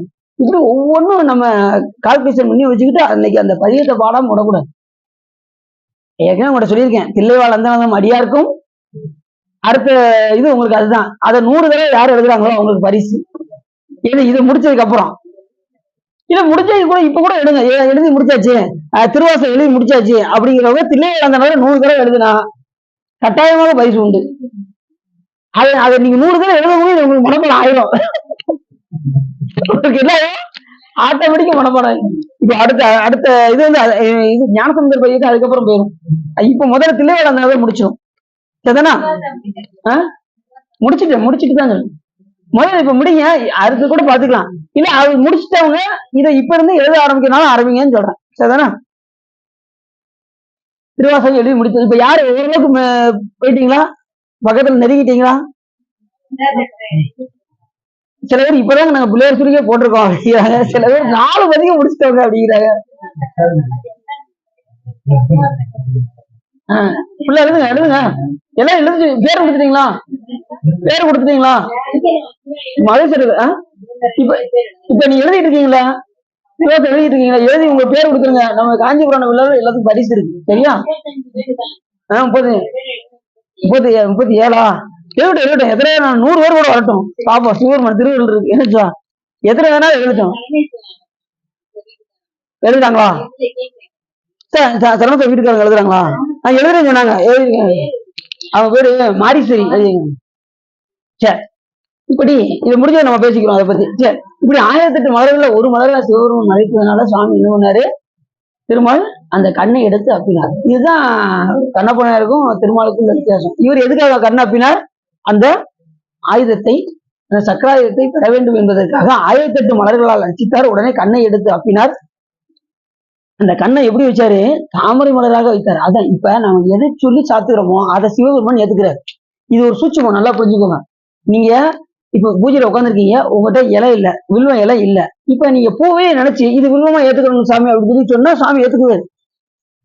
அந்த எந்த மலர் இல்லையோ, இப்ப நீங்க சாதாரண மலரை நீங்க தாமரை மலரா சாமி ஏத்துக்கணும் அப்படின்னு சொல்லி வச்சீங்கன்னா சாமி தாமரை மலரை ஏத்துக்கிறாரு. சாமி கல்லையே பூவா ஏத்துக்கிட்டாருல்ல. சாக்கினா என்ன இருக்கு? தினசரி என்ன பண்ணாரு? ஒரு கல்லை எடுத்து வீசுவாரு, மறக்காம ஒரு நாள் கூட தவறலையா. ஒரு நாள் திடீர்னு மறந்துட்டாராம். காலைல சாப்பிட உட்காந்துட்டானா உடனே அதான் கல்லு ஏறி மறந்துட்டேன்னு சொல்லிட்டு போட்டு வேகமா ஓடி வந்து கல்லை எரிஞ்சிட்டு அதுக்கப்புறம் தான் வந்து சாப்பிட்டாராம் சாக்கியன். அவர் தான் எண்ணிலை நின்றாலும் எக்கோலம் கொண்டாலும் மண்ணேசிய சங்கரந்தால் மறவாமை பொருள் என்றே துண்ணிய வேடம் தன்னை துறவாத தூய சிவம் தன்னை மிகும் அன்பினால் மறவாமை தலை நிற்பார். ஒரு நாள் கூட மறக்கலையாம். மறக்காம சங்கரந்தால நினைந்து அந்த கல்லை அவங்களுக்கு அவங்க சமயத்துல என்ன செய்வாங்க? சிவபெருமானை எதிர்க்கதான் நினைப்பாங்க. ஆனா அவர் என்ன நினைச்சாரு? அந்த கல்லை பூவாக நினைத்து சுவாமிக்கு எரிந்தார். உடனே அது பூவாக போயிடுச்சு. சாமி கல்லு வந்து எதுதான் போயிடுச்சு. அப்ப நீங்க எதை நினைச்சு நீங்க சாத்துறீங்களோ சிவபெருமான் அதை ஏற்றுக்கொள்கின்றார் என்பது நமக்கு பெரிய புராணத்தின் மூலியமா நமக்கு தெரியுது. புரியுதா உங்களுக்கு? இப்ப எதுவுமே இல்லைன்னு நினைச்சுக்கோங்களேன், நீங்க மனசால பாவனை பண்ணுங்க, உடனே சிவபெருமான் அதை எடுங்க. சாமி இன்னைக்கு பூ இல்ல சாமி, இப்ப சொன்னாங்கல்ல என்கிட்ட பூவும் இல்ல இலையும் இல்ல அப்படின்னாங்களா? அப்படி எடுத்து நிஜமே என்ன செஞ்சிருங்க? கோயிலாக்கி அவருக்கு சாத்த ஆரம்பிச்சு. நீ ஒரு 5 நிமிஷம் உட்காந்து நல்லா சாமிக்கு எத்தனை மலர்கள் போட நினைக்கிறீங்களோ அத்தனையும் உட்காந்து உள்ளுக்குள்ள போடும். அதுக்கு உடனே சிவபெருமான் வந்து அரிசி நம்ம பாவனை பண்ணணும். பண்ணாதனாலதான் நமக்கு பாவனை பண்ணாதனாலதான் நமக்கு சிக்கல். பண்ணோம்னா நல்லா சாமி அருள் பண்ணுவாரு. சும்மா இருக்கும் போதெல்லாம் சாமி அப்படியே நினைச்சுக்கிட்டே இருங்களேன், உங்களுக்கு ஆனந்தமா இருக்கும். ஆனந்த குத்தன் அருளில் நாம் அவ்வண்ணமே ஆடாம தொழில்நோக்கம் என்று கூறுவதற்கு அந்த ஆனந்த குத்தன் ஆகிய சிவபெருமானை நாம் அன்போடு தியானம் செய்தால் அவன் அமுதமாக ஊறி அருள் செய்வான். அமுதமாக ஊறி ஆனந்தத்தை அளிப்பான் நமது பெருமான். யாரு? சிவன். தட்டோ நினைக்க மனத்தமுதாம் சங்கரனை கெட்டேன் மறப்பேன் ஒரு கேடுபடா திருவடியை ஒட்டாத பாவி தொழும்பரை நாம் ஒருவரியோம் சிட்டாய சிட்டர்க்கே செந்தூதாய் போத்து. அப்படி நினைச்சானே சாமி அமுதமா ஊற ஆரம்பிச்சிடும். நினைக்கணும், நீங்க நினைக்கிறதுலதான் இருக்கு. எத்தனை சொப்படியில சொன்னாலும் இதேதான். மறக்கக்கூடாது, மறந்தும் இருந்து விடக்கூடாது. எப்போ அது மாதிரி வயிறு ரொம்ப பசிக்குன்னு வச்சுக்கோங்களேன், நீங்க அங்கங்க உடைய வேண்டாம். எங்க சாப்பாடு போடுவாங்கன்னு நீங்க ஓட வேண்டாம். எங்கேயாவது போய் மாட்டிக்கிட்டேன்னு வச்சுக்கோங்க, ரொம்ப வயிறு பசிக்கு.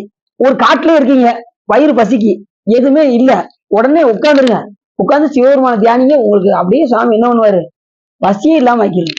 சாமியே அமுதம். அந்த அமுதத்துக்கு மேலேயே நமக்கு ஒரு அமுதம் வேணும். சொல்லுங்க பார்ப்போம். அந்த பாட்டில சொல்றாரு, இன்ப பெருமானேங்கிறாரு. விஞ்ஞானம் இல்லாத இன்ப பெருமானே அஞ்ஞானம் தன்னை அகிழ்விக்கும் நல்ல அறிவு ஆக்கம் அளவிறுதி இல்லாய் அனைத்துலகும் ஆக்குவாய் காப்பாய் அடிப்பாய் அருள் தருவாய் போக்குவாய் என்னை புகுவிப்பாய் நின் தொழும்பில் அப்படின்னாரு. நின் தொழும்புன்னா என்ன அர்த்தம்? தொண்டு செய்ய வைப்பது. தொழும்பு என்பது தொண்டு என்று பேரு. யாரு தொண்டு செய்யணும்னு சிவபெருமான் தான் முடிவு பண்ணுவாரு. நம்ம அறிவை கொண்டுலாம் முடிவு பண்ண முடியாது. சாமி ஏற்கனவே இங்க வரும்போதே இந்த உயிர் இந்த தொண்டு செய்யணும் சொல்லிதான் என்ன செய்வாரு இங்க அனுப்பிவிடுவாரு. நம்ம புதுசான முயற்சி எல்லாம் நமக்கு ஒண்ணும் கிடையாது. எல்லாமே சிவபெருமானுடைய திருவருளாலதான் நமக்கு நடக்கும். நம்ம தொண்டு செய்ய வைக்க வேண்டும் என்றால் கூட சிவபெருமான் அருள் இல்லாம நம்ம என்ன செய்ய முடியாது, தொண்டு செய்ய முடியாது. திருக்கோயிலுக்கு வந்து பணி செய்ய முடியாது, பூ கட்டி கொடுக்க முடியாது, விளக்கு போட முடியாது. எல்லாமே சிவபெருமான் திருவருள் இருந்தால் மட்டுமே நாம் அந்த பணியை செய்ய முடியும். அதுவும் யார் யார் செய்யணுங்கிறது சிவபெருமான் தான் முடிவு பண்ணுவாரு. எல்லாராலையும் எல்லா பணியும் என்ன செய்ய முடியாது, செஞ்சிட முடியாது. சிவபெருமான் அருள் இருந்தால் மட்டுமே நாம் என்ன செய்ய முடியும், அந்த பணியை செய்ய முடியும். அந்த பணி செய்யும் போது என்ன நினைக்க வேண்டும் என்றும் நம்ம அருளாளவே சொல்லியிருக்காங்க. ஏகனாகி இறை பணி நிற்க மலமாயி தன்னோடு வல்வினை என்றேன். செய்யும்போது என்ன செய்யணும், இது என்னுடைய அறிவு அல்ல, இது என்னுடைய செயல் அல்ல என்கின்ற விதத்தோடு நாம் பணி செய்ய வேண்டும். சாமி எனக்குன்னு ஒரு அறிவும் கிடையாது, எனக்குன்னு ஒரு செயலும் கிடையாது என்கின்ற தன்மையோடு நாம் பணி செய்வோம். செய்யும்போது இன்னைக்குதான் ஒரு 5 மாலை கட்டிட்டு வந்திருக்கேன் பாத்துக்கோங்க அப்படின்னு வச்சுக்கோங்க, அவ்வளவுதான். அதுலயும் சில பேர் பாத்தீங்கன்னா அவங்க மெனக்கெட்டு கெட்டி கொண்டு வந்திருப்பாங்களே, சாமிக்கு கொடுத்து பக்கத்துல போற 5 பேரை கூப்பிட்டு அந்த மஞ்சள் கலர் மாலை இருக்கு பாருங்க, மெனக்கெட்டு உட்காந்து நைட்டு 1 மணி வரைக்கும் கெட்ட என்ன பாருங்களேன் எப்படி இருக்கு பாருங்க அப்படின்னு சொல்லிட்டோன்னு வச்சுக்கோங்களேன். நாம கெட்டினதை என்ன செய்யக்கூடாது சொல்லி நீங்க போட்டு நல்லா அழகு பாருங்க. சாமிக்கு நீங்க கெட்டினதை நல்லா போட்டு அழகு பாருங்க. யார்ட்டும் சொல்ல வேண்டிய அவசியம் கிடையாது. உங்களுடைய இதை சிவபெருமான் நன்றாக அறியும். இது அவங்களுக்கு யார்ட்டையும் சொல்ல வேண்டிய அவசியமே கிடையாது. எது செஞ்சாலும் யாருக்கும் தெரிய வேண்டாம். இப்ப நீ திருவாசகம் முற்று எழுதினா கூட யாருக்கும் மட்டும் சொல்லி பதிவு பண்ணிருக்கு, அது மட்டும் போதும். சரி, அதுவே நீ செய்யும்போது என்ன செய்யணும், இது நம்ம எழுதல, சாமி தான் நமக்குள்ள இருந்து எழுத வைக்கிறாங்கிற உணர்வோடு எழுதுங்க. எழுதும் போது நான் எழுதல, யார் எழுதுறா, உள்ள இருந்து சிவபெருமான் நம்மை எழுத வைக்கின்றார் என்ற உணர்வோடு எழுதணும். ரெண்டாவது முற்று இந்த எழுதி முடிக்கவே உங்களுக்கு முக்காவாசி ஆணவத்தெல்லாம் சிவபெருமான் கழுவிடுவார். ஏன்னா நீ எழுதக்கூடிய வாசகம் திரு வாசகம், சிவபெருமானே கைப்பட எழுதிய தெய்வம். திருமுறையே சொக்கேசன் மதிமடிவாய் மலர்ந்தெழும் சிறப்பிச்சாமா என்று அந்த திருமுறையுடைய சிறப்பை சொல்லும் போது அவர் அருமையா சொல்றாரு, திருமுறையே நடராசன் கைவருந்து எழுதிய தெய்வ நூலாம். அப்படிப்பட்ட நூலை நீ என்ன செய்றீங்க, தினசரி உட்காந்து ஒரு பதியமோ 2 பதியமோ எழுதுறீங்க. ஒரு சில பேர் சிவா எல்லாரும் எழுதிட்டாங்களா சார், இன்னைக்கு மதியம் ஒரு ஆள் போன் போட்டாங்க, சிவா எல்லாரும் எழுதிட்டாங்களா சிவா அப்படின்னாங்க. என்ன சொல்ல முதல்ல நீங்க யாருன்னு சொல்லுங்க அப்படின்னு எப்பவுமே போன் போட்டுங்க, சிவா எல்லாம் எழுதி முடிச்சுட்டாங்களா சார் அப்படின்னாங்க. ஒண்ணும் கவலையே இல்லை, எல்லாம் 4 தான் முடிச்சிருக்காங்க. அப்பாட நான் இப்பதான் சார் 1 எழுதியிருக்கேன் அப்படின்னாங்க. அவ்வளவுதான், அவங்களுக்கு ஹார்ட் அட்டாக் வந்துடும் போது அப்படி சொல்லக்கூடாது. என்ன திருவாசம் எழுதுறது சரி, இது முடிஞ்சது. அடுத்த தில்லை வந்துடும் அடியாருக்கு 100 தடவை. எத்தனை தடவை, 100 தடவை எழுதி எழுதினா ஆட்டோமேட்டிக்கா உங்களுக்கு மனப்பாடம். இதை தவிர எனக்கு வேற வழி தெரியல, இருக்கு உங்க பாடகருக்கு இதை தவிர அடிக்கு வேற வழி தெரியல. தில்லை வந்தா டெய்லி பாடணும், அதை பாடிட்டு தான் என்ன வெளியவே போகணும். அப்படின்னா நமக்கு துன்பம் வராது. புரியுது உங்களுக்கு? துன்பம் வராம இருக்கணும்னா அடியாருடைய பாடலை என்ன செய்ய பாடணும். நம்ம இன்பமா இருக்கலாம், இன்பமே என்னாலும் துன்பம். மெனக்கேட்டு அவரு சுந்தரம் சாமியில வந்து இந்த பதியத்தை பாட சொல்லியிருக்காருன்னா ஒரு பிறவி எடுத்து வர சொல்லியிருக்காரு. அப்ப அது எவ்வளவு முக்கியமான பாடல்னு பாருங்க. ஏன் சார் ஒரு பிறவி எடுத்து வந்து இந்த பதியத்தை சொல்றாருன்னா அப்ப எவ்வளவு முக்கியமான பாடல்னு நம்ம பார்க்கணும். அப்ப அதை எப்பயுமே தினசரி மனப்பாடம் பண்ணி சொல்லாம வெளியில வரக்கூடாது. அனுஷ்டானம் பண்ணி முடிச்சதும் அந்த பதியத்தை பாடிட்டு வெளியில வரணும். சரி, அப்படி உடனே 1008 மலர்களால் சிவபெருமானை அச்சித்தார். உடனே சுவாமி என்ன பண்ணாராம், அப்படி கண்ணை அப்பியதுமே சிவபெருமான் மகிழ்ந்து 100 யோசனைகளுடைய ஒளி வீசும்படி பார்ப்பதற்கு ஒரு பெரிய வடிவம் கொண்டு சூரிய மண்டலத்திலிருந்து இறங்கி வந்தது போல் காட்சி கொடுத்தான். அப்ப எவ்வளவு பிரகாசம் பாருங்க. சாமி எப்படிப்பட்ட பிரகாசம், ஏற்கனவே வேலாயுதத்துடைய பவரை நம்ம ஏற்கனவே சொன்னோம்.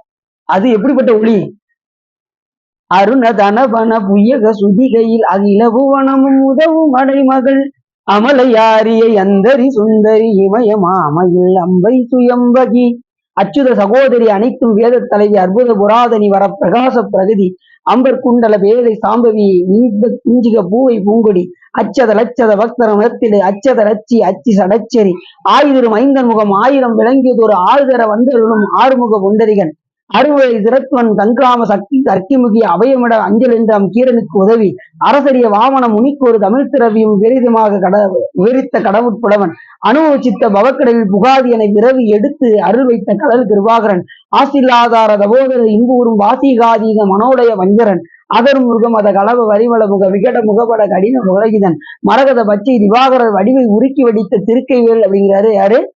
அருணகிநாத வரும். 100 கோடி சூரியன். எத்தனை சூரியன்?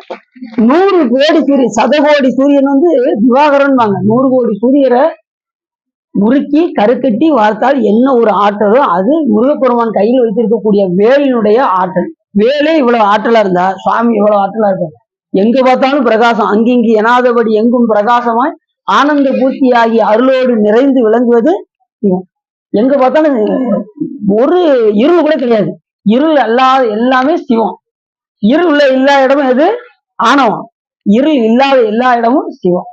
அப்ப இருள் இல்லாத இடம் எங்கேயாவது இருக்கா? இப்ப வெளிச்சம் இருக்கு, ஆனா இங்க இருள் இருக்கான்னா இங்க இருள் இருக்கு. லைட் ஆஃப் பண்ணா இருள் இருக்கு. அதே போல நாம சிவத்தோடு இருந்தோம்னா நமக்கு எது விளங்கி தோன்றும்? நமக்கு சிவம் தெரியும். அடுத்த நிமிஷம் இப்ப லைட் ஆஃப் பண்ணா எப்படி ஆணவம் இருக்கும்? இப்ப நம்ம கூட கைலாயம் போனாலும் ஆணவம் நம்ம கூட இருக்கு, ஆனா செயலில் இருந்து இருக்கு. இது அவங்களுக்கு ஆணவம் இருக்கு, கைலாயம் போனாலும் ஆணவம் இருக்கு, ஆனா அப்ப அதுக்கு வேலை கிடையாது. ஏன் அப்படின்னா நீங்க எந்த செயல் செய்தாலும் சிவபெருமான் திருவருள் என்று செய்தனால ஆணவத்துக்கு அங்க வேலையே கிடையாது. புரிஞ்சுச்சா? சரி, அப்படிப்பட்ட ஒரு சிறப்பு. அப்படி பார்த்ததும் சுவாமி சூரிய பிரகாசத்தோடு சூரிய மண்டலத்திலிருந்து இறங்கி காட்சி கொடுத்தார். அப்பொழுது தேவர்கள் எல்லாம் என்ன செய்யறாங்க? அந்த சூரிய ஒளியை பார்த்து எல்லாம் தேவர்களும் ஓட்ட முடிச்சு ஓடினாங்க அந்த இதை பார்த்ததுமே. இப்ப அது வாரியசாமி அழகா சொல்லுவாங்க. இப்ப நடுக்கடல்ல ஒரு போட் இருக்கு, அங்க பறவைகள் இருக்குன்னு வச்சுக்கோங்களேன். திடீர்னு கொந்தளிக்குன்னு வச்சுக்கோங்க. அதால எங்க போனாலும் சுத்தி எங்கிட்டு தான் பறந்தாலும் அதுக்கு வேற அடைக்கலம் கிடையாது. ரொம்ப தூரம் பறக்க முடியாது. மறுபடியும் எங்க தேடி வரும்? மறுபடியும் படகையே நோக்கிதான் வரும். அது போல தேவர்கள்லாம் அஞ்சு ஓடினாங்க. கடைசி முடிவு எங்க வரணும்? மறுபடியும் கைலாயத்துக்கு தான் வரணும். அதுல சாமிட்டு மறுபடியும் அவர்கள் சரணாகதி அடைந்தார்கள் என்று. அதே போல தேவர்கள் அஞ்சு ஓடி மறுபடியும் சுவாமிகிட்டே ஓடி வந்தாங்க. அந்ததும் திருமால் பெருமகிழ்ச்சி கொண்டு வீழ்ந்து வணங்கி துதிக்கின்றார். யார? சிவபெருமான் காட்சி கொடுத்ததுமே திருமால் அவரை வணங்குகின்றார். அவரை சிவபெருமான் பார்த்து உன் பூசைக்கு மகிழ்ந்து உனக்கு தாமரை மலர் போலும் நீ கண் கொடுத்த காரணத்தினால் உனக்கு பதுமாட்சன் என்கின்ற பெயரை அடியின் தருகின்றேன் என்று சிவபெருமான் சொன்னார். யாருக்க? அவர் பதுமாட்சன் என்று ஒரு பேரு. யாருக்கு? அந்த பதும என்கின்ற தாமரை மலரை அவர் எடுத்து சாத்தியினால் பதுமாட்சன் என்றும் தாமரை கண்ணன் என்றும், தமிழ்ல தாமரை கண்ணன், இதுல பதுமாட்சன். வடமொழியில என்ன பேரு? பதுமாட்சன். அச்சன்னா கண்ணன் இருக்கும். கண்ணன் சொல்றோம்ல, தாமரை கண்ணன். பதுமனா கமலமாகிய தாமரை. வடமொழியில பதுமாக்கன் என்றும் தமிழ்ல தாமரை கண்ணன் என்றும் ஒரு பேர். இந்த பேரோடு நீ விளங்குவாய் என்று சிவபெருமான் அருள் பாலித்தார். யாருக்கு? திருமாலுக்கு அருள் பாலித்தார். பதுமாக்கன் என்ற பெயரோடு பேரையுடைய இந்நகரம் திருமால் பெரு என பெயர் பெறட்டும் என்று சிவபெருமான் கூறினார். திருமால் இந்த சக்கரத்தை வேண்டி பேரு பெற்ற காரணத்தினால் இந்த பேரு வேற அவருக்கு கிடைச்சிச்சா, இந்த பதுமாட்சன் என்கிற பேரும் கிடைச்சதுனால இந்த பேரோடு சேர்ந்து அந்த சக்கராயத்தையும் சிவபெருமான் கொடுத்தாரு. அவர் கேட்டதையும் கொடுத்தாரு, கேட்டதுக்கு மேல என்ன கொடுத்தாரு? அவருக்கு நாமமும் பதுமாட்சன் என்கின்ற திருநாமத்தையும் கொடுத்தார். கொடுத்து திருமாப்பேர் என்று பெருக என்று சொல்லி சக்கரத்தை கொடுத்து, இதனால் எப்படிப்பட்டவரையும் வெல்வாய் என்று நீ சொல்லிய 1000 பேர்களால் எம்மை பூசிப்பவர்களுக்கு அழிவற்ற முக்தியை கொடுப்போம் என்று. யார் 1008 அர்ச்சனை பண்றாங்களோ இந்த தளத்துல அவங்களுக்கு சிவபெருமான் என்ன பண்ணுவாரா? முக்தியை அளிப்பார். இங்கேயும் திரு விளிமலை என்கின்ற தளத்திலையும் யார் பூசிக்கின்றார்களோ 1008 அர்ச்சனை செய்கின்றார்களோ அவர்களுக்கு மோட்சத்தை சிவபெருமான் கட்டாயமாக கொடுப்பான் என்று எது சொல்லுது? நூல்கள் நமக்கு சொல்லுது. அதனால கண்டிப்பா நம்ம அந்த தளத்துக்குலாம் போனோம். 1008 அந்த தளத்துக்கு நம்ம போகும்போது என்ன செய்யணும்? அந்த 1008 அர்ச்சனையை நம்ம எல்லாரும் கையில புரண்டு போட்டு எடுத்துட்டு போய் தான் அங்க போய் நம்ம வழிபாடு பண்ணணும். சரிதானா? அது நம்ம போகும்போது செய்வோம். மனுஷன் மலர்கள் இல்லைன்னா நமக்கு ஆளுக்கு பாக்கெட்டு வாங்கிட்டு போயிடும். வாங்கிட்டு போறோம். இல்லைன்னா அங்க இருக்கு, அங்க கோயில் சுத்தி இருக்கு. திருமாப்பேர்ல இருக்கான்னு எனக்கு ஞாபகம் இல்லை. ரொம்ப நாள் ஆச்சு. காஞ்சிபுரத்துக்கு போய் ஒரு கிட்டத்தட்ட அங்க போனோம். ஆனா திருமாப்பேருக்குலாம் போனோம். ஆனா அங்க எனக்கு அடின்னு ஞாபகம் இல்லை. இங்க திருவள்ளுவர்ல சுத்தி நிறைய மலர்கள் இருக்கு. பரிச்சாத்திக்கலாம் முக்தி கொடுப்போம் என்று சாமி என்ன செஞ்சாராம்? தீண்ட உடனே அன்றியும் கொடுப்போம் என்று அன்றியும் தீண்ட சிவந்தார். அப்ப சாமிக்கு அங்க என்னென்ன பேரா? தீண்ட சிவந்தார்னு ஒரு பேரு. சிவனுக்கு என்ன பேரு? அந்த சிவனுக்கு சாமியை தொட்டு அவர் பூசித்த காரணம் தீண்ட சிவந்தார் என்கின்ற ஒரு பேரும், சாதுரூபர் என்ற பேரும், மணிகண்டர் என்கின்ற பேரும், தயாநிதியார் என்கின்ற பேரும், பவளமலையார் என்கின்ற பேரும், இப்படி வாட்டம் தவித்தார் என்கின்ற பேரும், சாகிஸ்தனார் என்ற பேரும் திருமாலுக்கு பேரளித்தார். இப்படிப்பட்ட சிவபெருமான் அந்த லிங்கத்தை வைத்து அவர் பூசிக்கின்ற காரணத்தினால் சாமிக்கு இவ்வளவு பேரு. ஆனா இப்ப இருக்கிற சாமிக்கு என்ன பேர் தெரியுமா? மணிகண்டீஸ்வரர். இப்ப மணிகண்டன் என்ன பாத்தீங்களா, அந்த பேர்லதான் இப்ப திருமால் பேர்ல சாமி விளங்கி தோன்றுகின்றார். மணிகண்டேஸ்வரர் சாமி பேர். அதே திருமாலுக்கு சக்கரம் கொடுத்ததுனால பேர் பெற்ற காரணத்தினால் அதுக்கு திருமால் பேர் என்றும், அடுத்து சக்கரம் பெற்ற தலங்கிறதுனால ஹரிச்சக்கரபுரம் என்ற ஒரு பேரும் இருக்கு. இந்த ஊருக்கு ஹரி சக்கரம் பெற்றதனால் ஹரிச்சக்கரபுரம் என்கின்ற ஒரு பேரும் இந்த ஊருக்கு விளங்கி தோன்றது. அந்த சுவாமி மணிகண்டேஸ்வரராக திகழ்கின்றார்.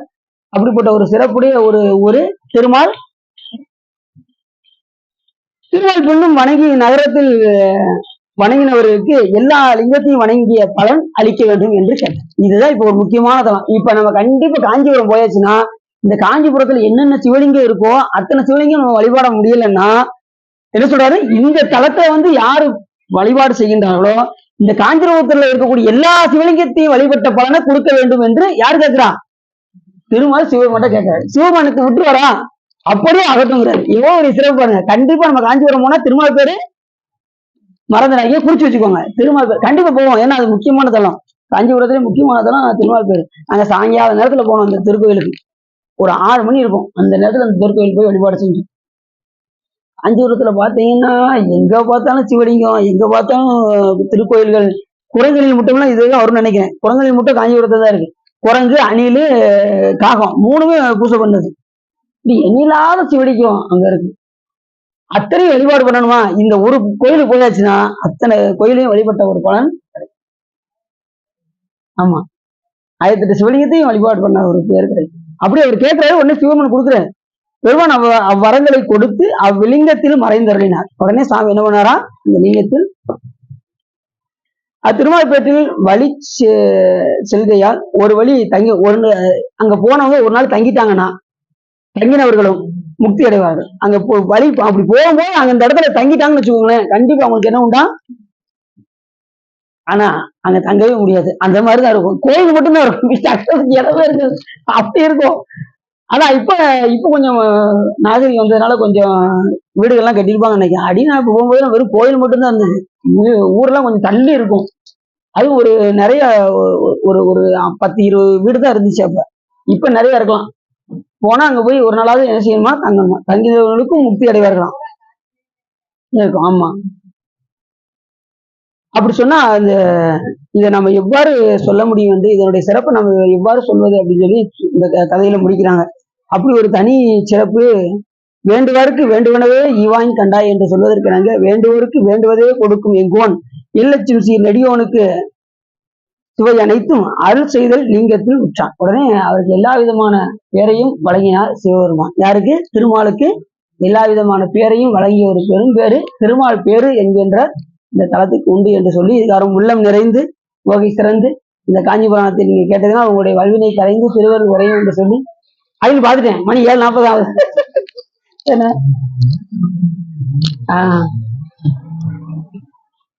அப்படி உள்ளம் நிறைந்து ஓகை சிறந்து இந்த காஞ்சி புராணத்தை நீங்க கேட்டதுன்னா உங்களுடைய வல்வினை கரைந்து திருவருள் உரையும் என்று சொல்லி திருப்புகழ் பாடி அடையின் உரையை நிறைவு செய்கிறேன்.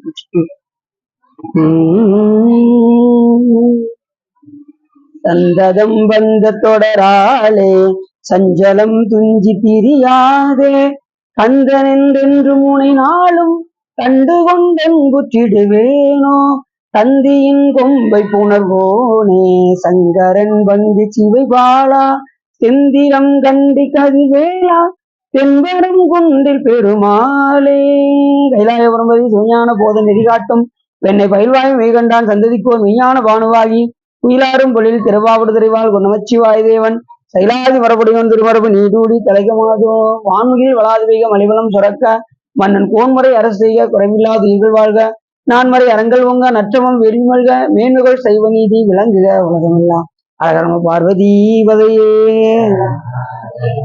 நாடு சிவனே போற்றி வெற்றிவேல் முருகனுக்கு சிற்றம்பலம் தில்லையம்பலம் பொன்னம்பலம் அருணாச்சலம்.